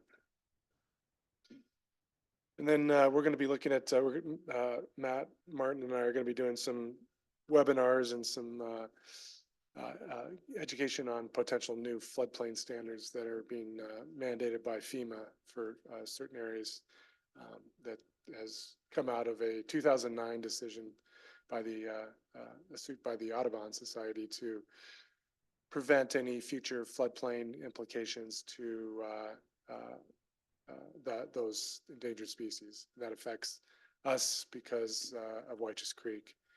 And so we're going to do some education on what the options are for that. One is just implementing the model ordinance that FEMA has created. One is just doing a permit by permit analysis. So when one comes up, we would just require all the information to prove that it wasn't creating an impact to fish habitat. Or the third option was just preclude development in floodplains altogether. So Matt and I are kind of trying to figure out a little bit more about that. It's been wait. Now it's go. Supposed to have this done by the end of the year, which is a tough time frame to meet.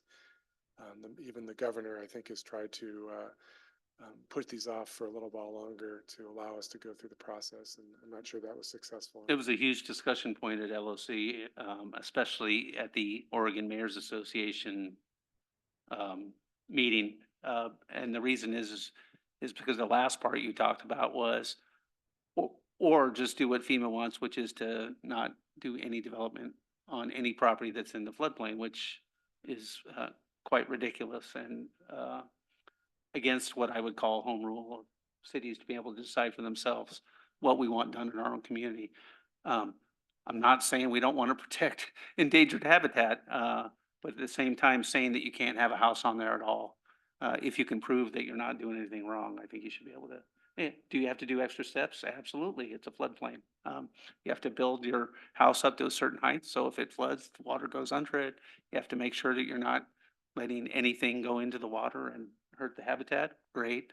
But saying completely no is a little bit ridiculous. So I think there's so much pushback, as a matter of fact, at OMA and LOC. I wouldn't be surprised at all if that was put off pretty quickly.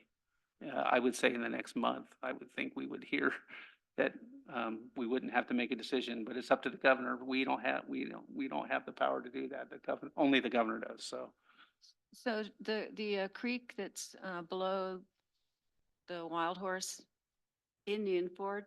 thank you, Indian Ford, Meadows Creek. I mean, that's also a little flood plain. Correct, but that currently that's out of our jurisdiction. Ah. Yeah. But looking at UGB Yeah. expansion, Yeah, Then our regulations would apply. yeah. yeah. That's a map floodplain. Yeah, I mean, our issue all along here, we heard about this a couple months ago, was the timeline was just ridiculously too short to even just go through the process And of it's a going. 2009 decision, and yeah. now they're saying, Court oh, case. okay. oh, Well, all this time is because of the endangered species and all the studies, but just the process of going through a planning commission and city council to adopt new ordinances governing our floodplain and what you could do there would take longer than the couple months that they gave us. Yeah. you know? It might work for other states, but Oregon has some very unique land use laws, and so Yeah. it makes it a much more bigger, much larger burden in our state than any other state, so. We're lucky right now, we don't have anything pending right now, right? Sure. But that can change, you know, we Yep. do have properties above the creek, but we don't have anything in the queue that we know of that would be impacted by this sort of whole. Yeah, So if it does get delayed and we further work on the UGB, it could be that we're also looking at Indian Ford Creek. well, whatever we decide to adopt for White's Creek would apply to that as well. Yeah, Um, that's. if well, it's, I mean, if it's annexed, Yeah, I just. not, wanna not the, not just bring it UGB, it's up, gotta be annexed. that's all. I mean, it's certainly something to think about. I mean, obviously, we don't want rampant construction in our floodplains. No, But at the same time, if you have a piece of land and there's only 10% of it and it's, you know, there's ways to make it work, so. Anyway, keep doing what you're doing. Sorry, didn't mean to hijack that. That's good stuff. was that it? Oh, is that it? I think that's pretty much. So I have something I'd like to propose. Instead of East Portal, it's the Sisters Transportation Hub, or the SITH. So if you're a Star Wars guy, you can remember that. Okay, thank you. Revenge of the Sith. It's the Oh. SITH, Sisters Transportation Do Hub. do we get a Jedi park on the other? Whatever, hey, man. Just a thought. Is it that? Thank you. Sunset Meadows. Yeah. When are all the apartments being built likely to get actually on the market? Matt has been handling that project, and he's been working with them to try to, I think, get the first 3 buildings online. They're not completely done with buildings 4, 5, and 6, I believe. Right.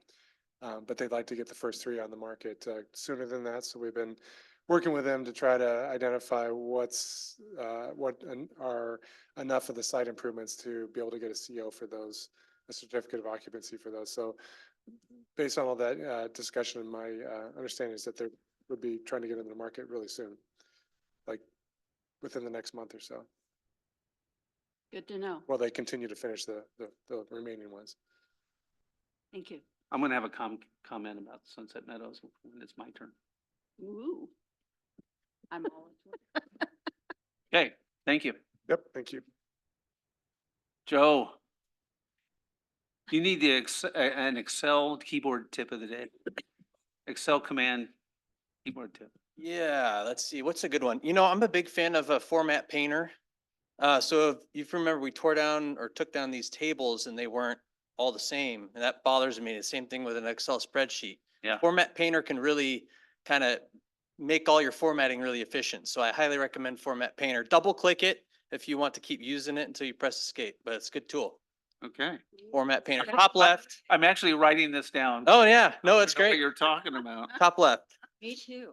VLOOKUP's a good one too, but what maybe I'll was the do, other maybe I'll do an Excel tip of the month or something. No, what was the other one that was a good one? A VLOOKUP, but that's if you're working with a lot of data. Oh, Yeah. I don't work with a lot of data. Yeah, Get it's rid up- of circular references. I have a real big issue with F. Oh, yeah, those aren't good. No.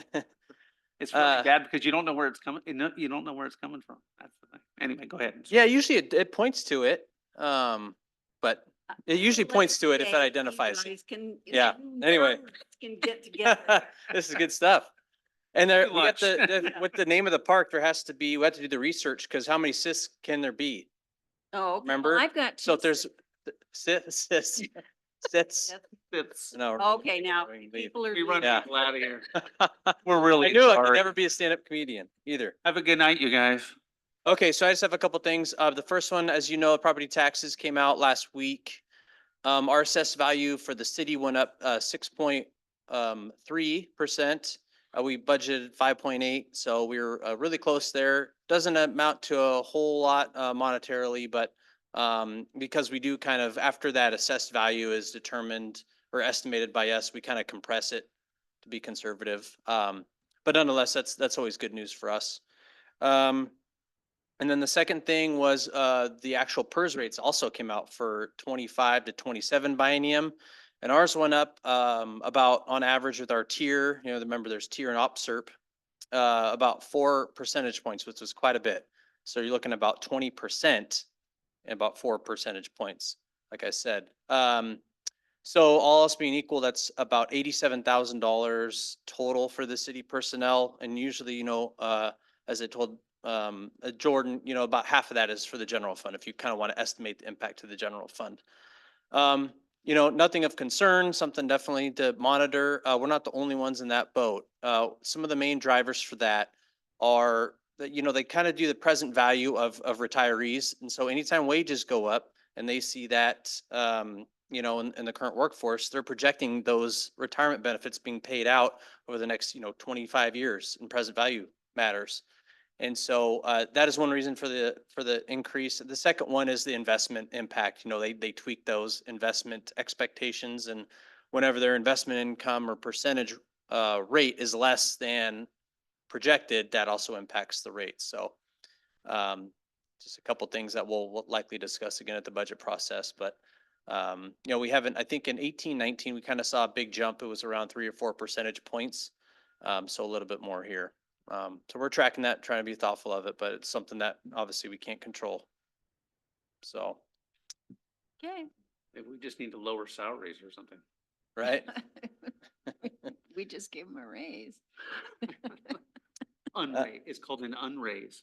Yeah. And then we talked about this, I think, last month, but the LGIP, that interest has gone down actually in 0.3 percentage points. So it was at 5.3. Now it's down to 5% for the LGIP. So still up there, but obviously, as kind of inflation goes down, so will that percentage as well, but still a healthy balance there. So we're still getting a lot of interest, of course, but every percentage point or a fraction of a percentage point counts. Mhm.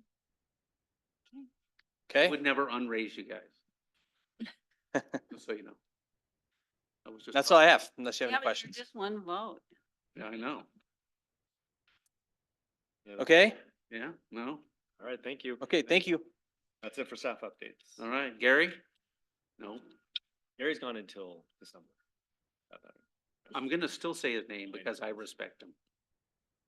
And I have to put up with him for 2 more years. Yep. That's true. Go ahead, somebody. I'll go. Okay, so on this League of Women Voters Equal Rights Act, and a national call for equality. So I gave, you each have in front of you a sample of the letter that the League of Women Voters sent to the United States and, to the legislators and to the president and vice president, et cetera.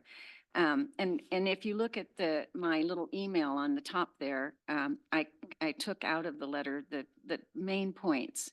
And so what they're asking is that the U.S. Congress pass the Senate Joint Resolution and House Joint Resolution, Senate Joint Resolution 4 and House Joint Resolution 25, affirming the validity of the Equal Rights Amendment as part of the Constitution and addressing the question of the time limit.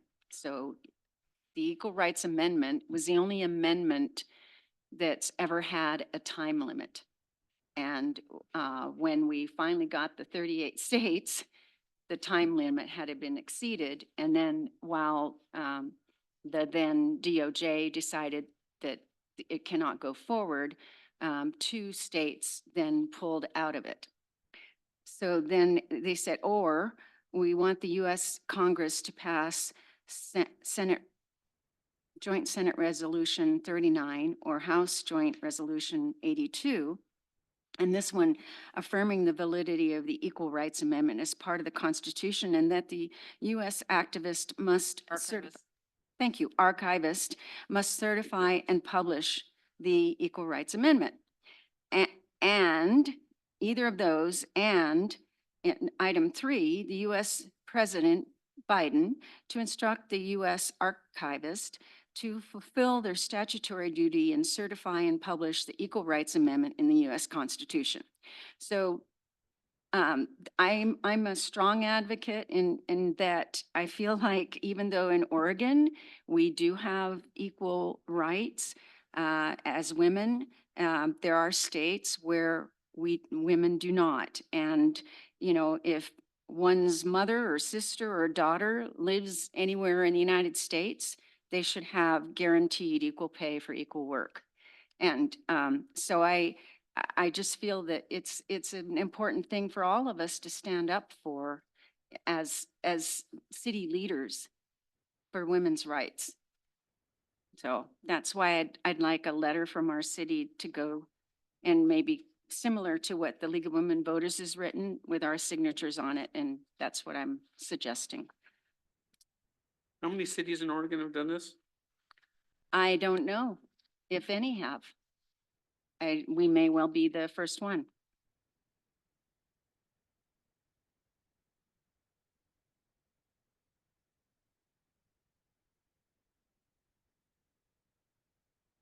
There was a program on TV recently, just today, where they interviewed a woman and her mother was in her 90s.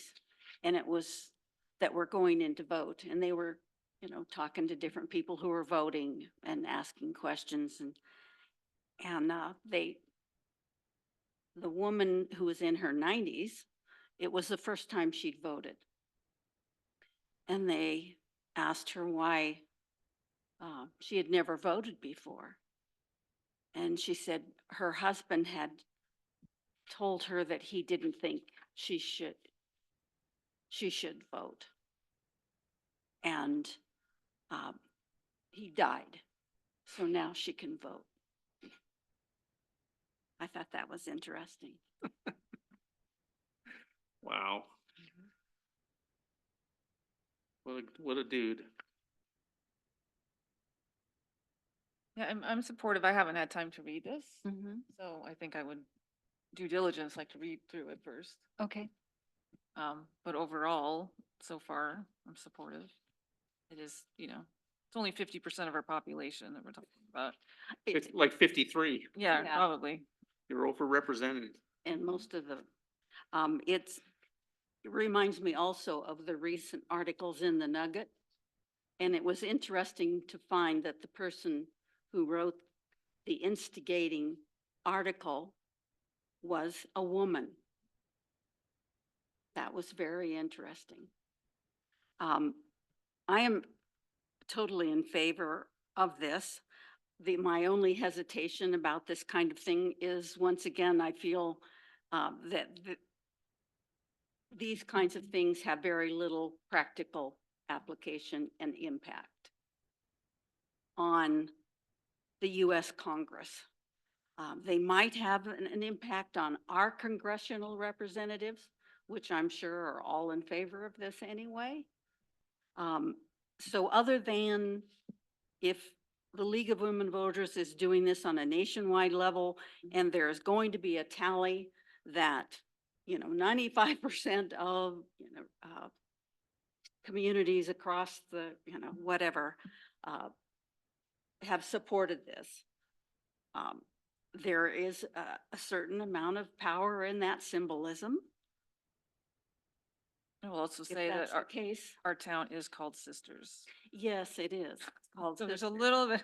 And the other I'm thing, feeling oppressed right now. Yeah, High up on this dais. Welcome And to our world. I feel like just if wanna I make have you to sign, included in our world. do I have to sign this? yes, Because you you have guys, to, because if you don't. you don't guys are the get to. majority, so hey, Right. I'm all for it. And then the other issue I try and think of too is I'm here making a vote representing my city. Is my city going to say, well, that's a silly thing for you to do, or it's not going to have any impact. Why are you wasting your time? It's not. Or are they going to say, yeah, that was a good, My personal friends, I would say, well, sure, yeah, why not? You know, it's unbelievable that we have to do this sort of thing, that it isn't just an automatic. So I guess I'm okay with it. Okay. Jennifer, are we okay? Susan, I think we're, Yeah. I think we got you. So what would happen? Should I draft a letter? Cause is it considered? Is this a political action on our, it's not a democratic. I think, I have a strong opinion on that part of it. I don't think we need to involve staff. I think we should do this, if this is a council thing. I mean, we could, obviously, we have them do a lot of things. I don't think we need to have staff do this. If you come up with something good, we can all kind of look at it and give our little edits or whatever, Yeah, well, I but think. I have one, Yeah, I have it's one right here, thing, here. I have one thing I'm gonna say about this, and, don't jump down my throat. There's the last sentence, it says, they will be guaranteed equal pay for equal work. This amendment will not affect Guarantee that won't guarantee it, it may not even affect that part. And there's there's a lot of different reasons why pay is disparate, is that the right word? Disparage? Barrett. Yeah, I think that's a real word, and I'm gonna go with it, but, there's, if it's actual equal work, it should be equal pay, obviously. There's a lot of work that's not equal work, there's guys do things, girls do things, there's a lot of weird ways that the numbers work. You can make the numbers look how you want. I just think about that sentence right there, and I don't think that that's what this is about. I think it's No, it's more about the opportunity to say, The Equal Rights the Amendment. Constitution says all men are created equal. It doesn't Well, say- it And- says to systemic sex discrimination, including equal pay, workplace harassment, Well, pregnancy, et cetera. I think that you may be able to use that as a springboard to come up with better ways to make pay equal. I agree with that, but it's not a guarantee, right? Yeah. Okay. And so Well, that's, that's just my statement. That wasn't theirs. right. Yeah. And that's the only thing that I'm Yeah. like, well, they will be guaranteed. I don't know about that. I don't think that'll, I Yeah, don't think that's getting gonna this guarantee amendment it. passes. Right. There's It's a step. amendments that all, I think that. in there already that. So- I think that- Blackfield didn't So get. that, so if we're gonna do this, then my question to you is, because we had these options that the league has put forward, Oh, boy. and it's item 1 or item 2, and either way, item 3. So, I'm proposing that we go with item 2 and 3. Or can we just say in the statement above it, it is in the past, as such, the City of Sisters calls on, and then 1, 2, and 3. Okay. Okay. Yeah, I'll draft something up and, yeah. Yeah, and let, Jennifer look it over. oh, no, I'll have you all look. Yeah, it but over. I mean, yeah, she Yeah. hasn't, she might have some other suggestions. Okay. I might have suggestions. Well, you already did. Yeah. You had your suggestion. You don't No. get any more. No, and I think keeping it simple, and that we've been talking this for about 10 minutes. Yes. Fine, it's all good. Yeah. Let's keep it easy on everybody. That's Yeah. we can do more stuff like this if it's easy. Okay, Yeah. Right. Yeah, No. if nobody it becomes difficult, then it. wants it to be a then- financial. Then you want it to a disappear, burden. right? Yeah. I mean, that's just, Okay. okay. And I'm done. What else? You can. Oh, good. no, I have one other thing. Okay. So SCLI is having their, this Sunday, you show up at 9:45 a.m. at the Sisters Forestry Service parking lot to help with cleanup. And we will caravan down to a spot that's, it's, Just East- across from Tollgate. thank you. And then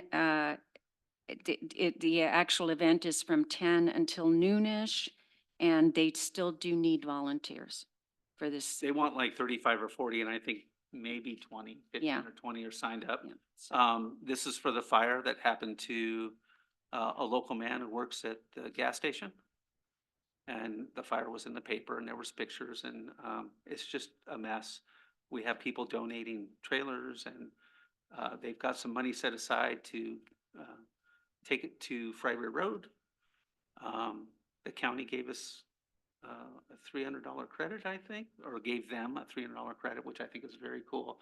And it's just a community way to clean up one bad area where there was a fire and the guy lost his dog, so. If we get 40 volunteers, it won't take 2 hours. Yeah. Because it's amazing what you get. It's like ants. You get 40 people on a campsite to clean it up. It goes really fast. Goes really. We did a bigger campsite out a couple years ago out by the rodeo grounds. It was 2 trailers and 5 cars. The cars were just loaded with trash. There was trash everywhere. They put 1 dumpster out there. We filled it up in 40 minutes. Yep. With like 50 people, because it's just like, you just grab what's around you, it's just right there and you spread out. So if you want to do that, I encourage it. Bring good shoes and gloves. Yeah. Water will be Dress- provided, food, dress snacks warm. will be provided, Yep. and honestly, it'll take an hour. So. And I believe in that cause as well. Nothing monumentous happening right now with the groups I'm in. There are, our Charo board meeting was postponed until early November, and we will be discussing the evolution of it. And so maybe in December, I'll have something to report about that evolution. Good. Thank you.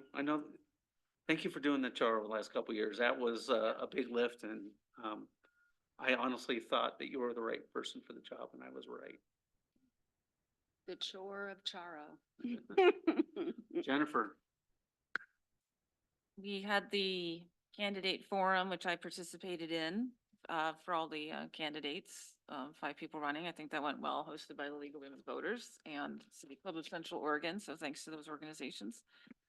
And there was good attendance and the questions were hard. They usually are. Yeah, so we all got through it. And just a reminder to everybody, you can vote for 3 people for city council. Just want to reiterate that. It's the only place on your ballot probably that you can vote for more than 1 person. and it's ranked.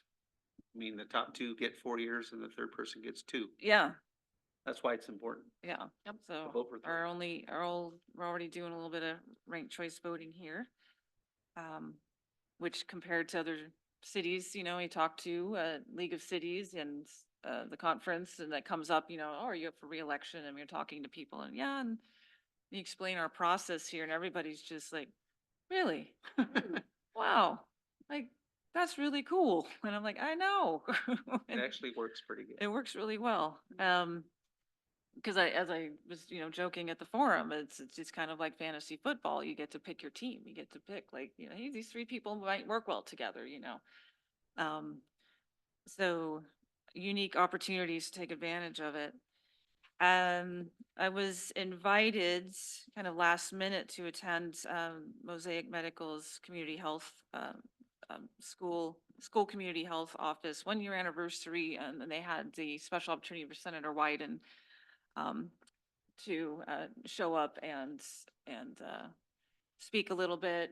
He's been on a lot of committees, with behavioral health and other health issues. So it was a great opportunity. There's some community members there involved with community health and different capacities, and he was really gracious and asking, what does everybody think he should be doing, taking back to Washington. So it was a nice conversation, or at least a lot of people throwing out some really great ideas and experiences that they've had.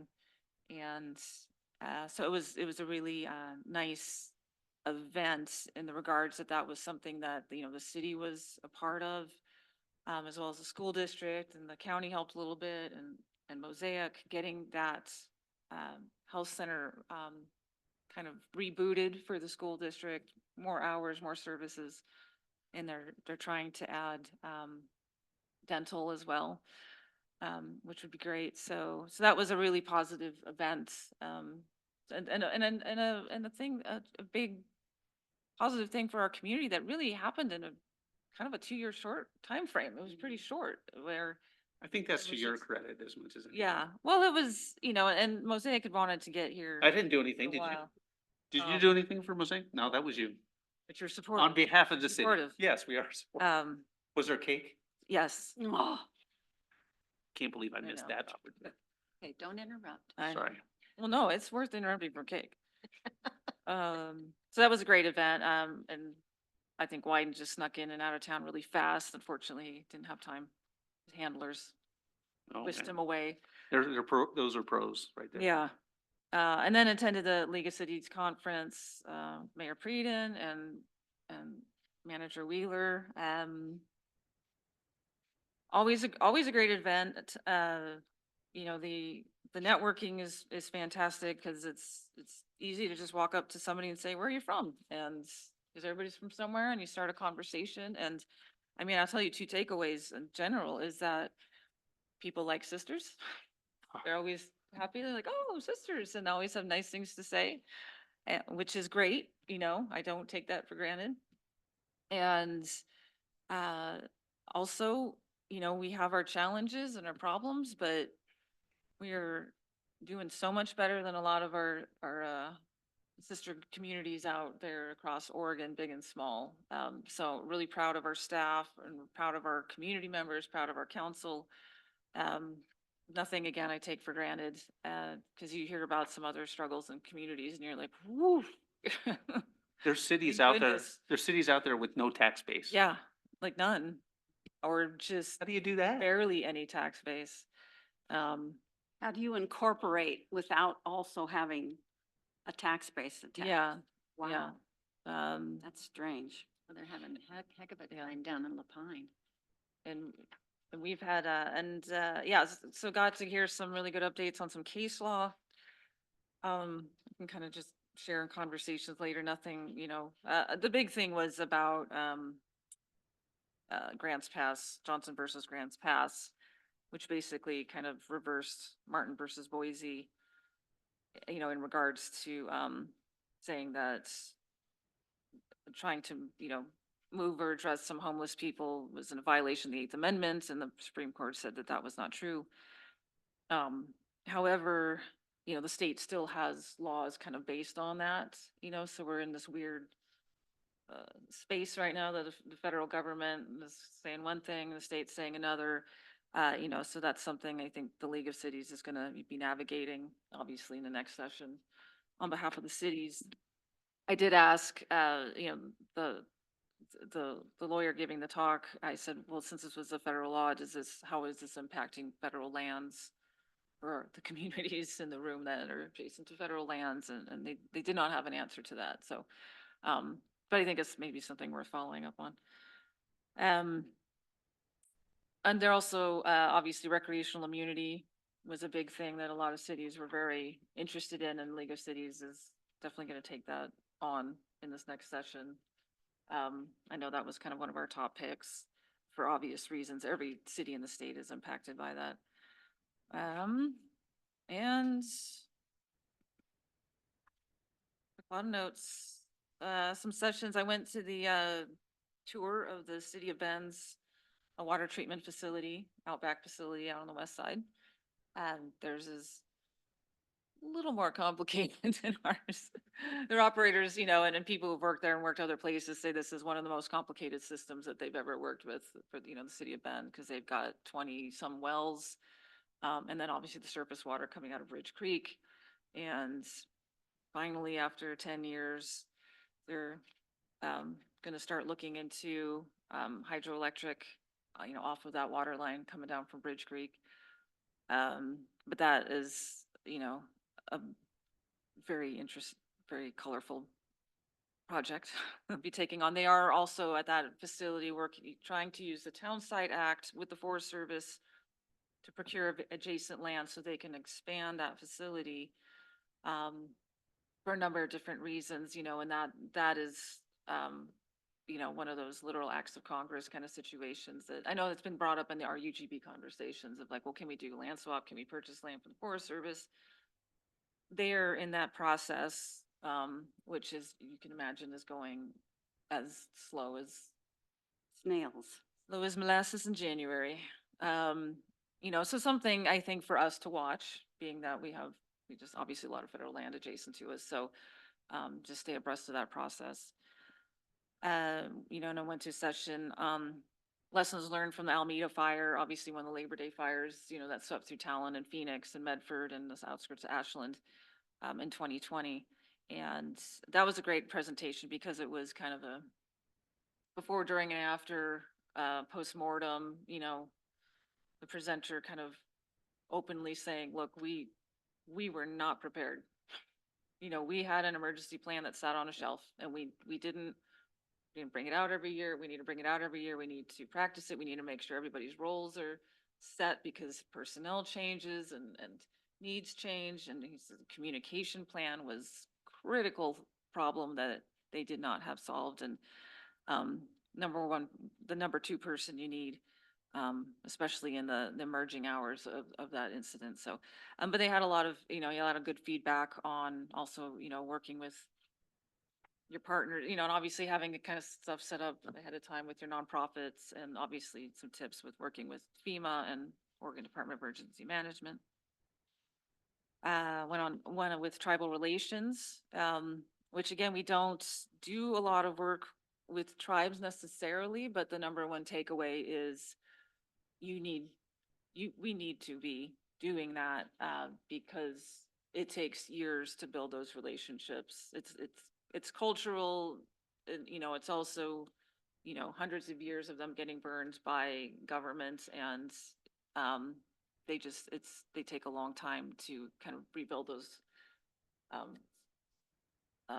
you know, relationships. And, you know, they say the time to do that is not when you're halfway through a project that you would like their input on. It's now when you have nothing going on and then just reaching out to, and, you know, obviously different tribes, you know, in our region are very mobile. You know, so it's not just going up to There's an up the street. emergency, emerging consultant arena about tribal relations sure. right now. I'm It's sure, yeah. it's coming big business, but honestly, it's kind of needed to have people that know what the, you know more about the tribes than we do to actually help facilitate those kinds of conversations. Yeah, So I mean, one of the speakers actually lives in Sisters, so. When Like- when White's Creek got renamed, do we know were any of the local tribes consulted about the name change? It's a tribal, I think I remember that they were. I know, I'm trying to remember. who I did have that? no Yeah. me- I have can- no I- memory. Because I remember a presentation and, you know, White Juice itself is a tribal name for that. Yeah. I Yeah, don't know how and, that- Articles about it. yeah, Yeah. yeah. But on that same topic, about reaching out to the tribes, we do have, membership on the COIC, Mhm. you know, with Warm Springs. So we do have a connection. We have a position on COACT as well, Mhm. but it's very difficult to get participation. They're historically always invited to any number of things, but like you said, and you And- know, they probably Well, they feel And that's what they it's not said, worth their it's- time a lot of times. Yeah. They hadn't been when I first started with COIC, but they are now Okay. coming to each of the meetings. That's good, because that was the issue when I was on, was Yeah. that And that it's I, almost and no I, representation I showing up. brought that up when I first started joining, you know, where are they? And then there was the whole fiasco that they had with their sewer system and everything and their water. And that was part of the reason, but now they're back. That's good. Yeah, they're attending. Good. And then a session on, you know, just talking about Danish models of industrial symbiosis, basically using, you know, industry in concert with, I mean, sustainability stuff that I geek out on, but just say, you know, wastewater treatment, stuff like that, where you can kind of be capturing, you know, Gray water. heat, gray water, you know, other, Recycling. yeah, recycling contents, everything like that. So you have these Making systems that can kind of plastic out of self-sustain. sugar. Yeah, Sounds good, like a good deal. Stop They making can Yeah. plastic, out of yeah. sugar. and they're doing a really great project in Pasco with a Oh, lot of shoot. their food manufacturers, kind of mimicking some of these systems up in Pasco, Washington. So overall, always enjoy LOC and yeah, the networking and getting to talk, and just the stories I've learned. Yeah, the one interesting story, and then I'll shut up, is that when we did have the legal counsel, they also reminded everybody, hey, when was the last time you looked at your charter? or any of your rules, you know, 'cause some cities have been like 60 years since they've touched their charter.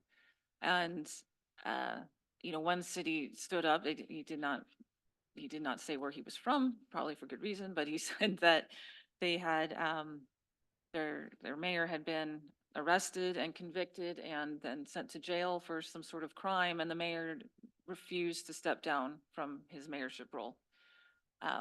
And there was nothing in the charter that, or their bylaws or anything that allowed them to remove him from office.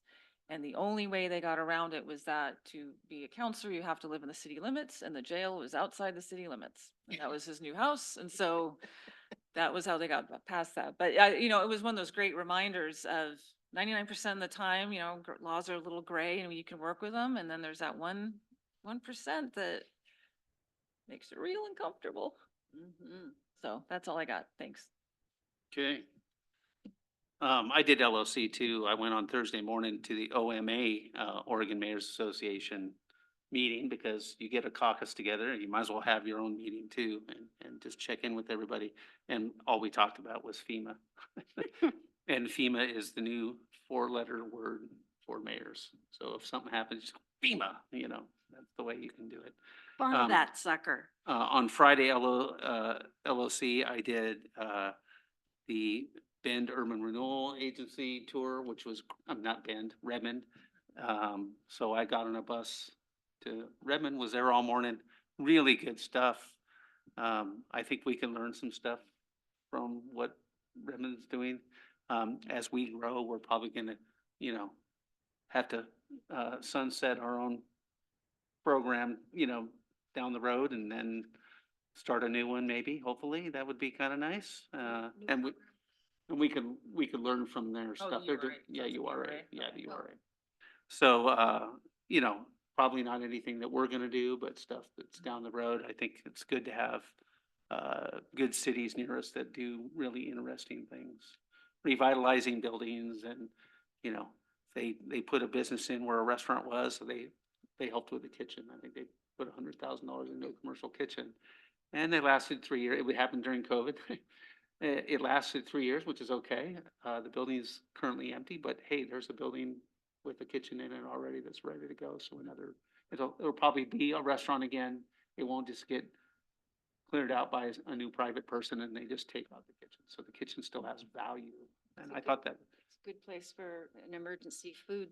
yeah, I mean, there's lots of things you can do with it, right? So, and then, of course, the Sisters Makers Tour was really good, and I got to play host, and much like Jennifer says, we have good name recognition, and I would say that we're at the top of the list of customer satisfaction of people visiting our city compared to other cities. I mean, that's just how it is, and we like it, right? I mean, it's kind of, it's fun talking to people, and we know we're lucky, and when we meet those people, we tell them, hey, it's just an accident that I'm living there, because if I had to buy now, I couldn't live there. So, I said I was gonna bring up Sunset Meadows. This is for the council only. This is not any reflection on staff. But I think we need to tighten up our design standards, because I hate that every house looks like the house next door. Can't stand it. I mean, you got 5, 6 houses in a row. They're all exactly the same. They all look It's- like ticky-tacky and they all look. Well, I mean, I think they're actually kind of cool houses, but I think that we could make them mirror them or something. I don't know. I think we could tighten up our design standards. And I think that it's up to us to decide, what do we want that to look like, and how hard do we want to be? You can't be too hard, because you don't want to discourage development. But at the same time, I think there's things we can do, little things. Like, if you're gonna have a subdivision, you gotta have 6 different facades, and 2 of them can't be right next door to each other. If it's a duplex, I get it. You know, sometimes that's the most efficient way of doing a duplex, but for single family homes, boom, boom, boom, they all look the I same. thought that was an unusual choice for something that they're charging over $800,000 for. I'm not sure. We'll see whether or not buyers are put off by that or not. I don't know. Yeah, so that's just my 2 cents on that. Okay. What else? I was gonna talk about one other thing. SCLI, we did it. I think we should just go. Did I ask about counselor compensation, the status? Emma Shoup was gonna do something on counselor compensation. Oh, we were gonna put together a memo, or putting together a memo, the research, give you a rundown of what communities do, what Oh, the different okay. options are, That who gonna does be a like a stipend, next who does. workshop or? The council decided not to workshop it, that would just, staff would provide Oh, that's right. They're just information, gonna send us memo, something. and then maybe it could be a future goal. Thank or you. something you guys can deliberate on. I. Yeah, we'll get that out. That reminds me, how many meetings do you have left? Two more? One more. One more. Just, yeah. We have one in November and one in December. That's all we have left, right? Yeah, but I don't No, have we the have- December one. We have Right. 2 in November. You have two. And. Okay, One Oh, with yeah, the so I have county. two. Yeah, we have a joint meeting. I have that's two. right. I got two. I just want to keep up with that. I want to give you a proper send off. Really excited to get rid of it.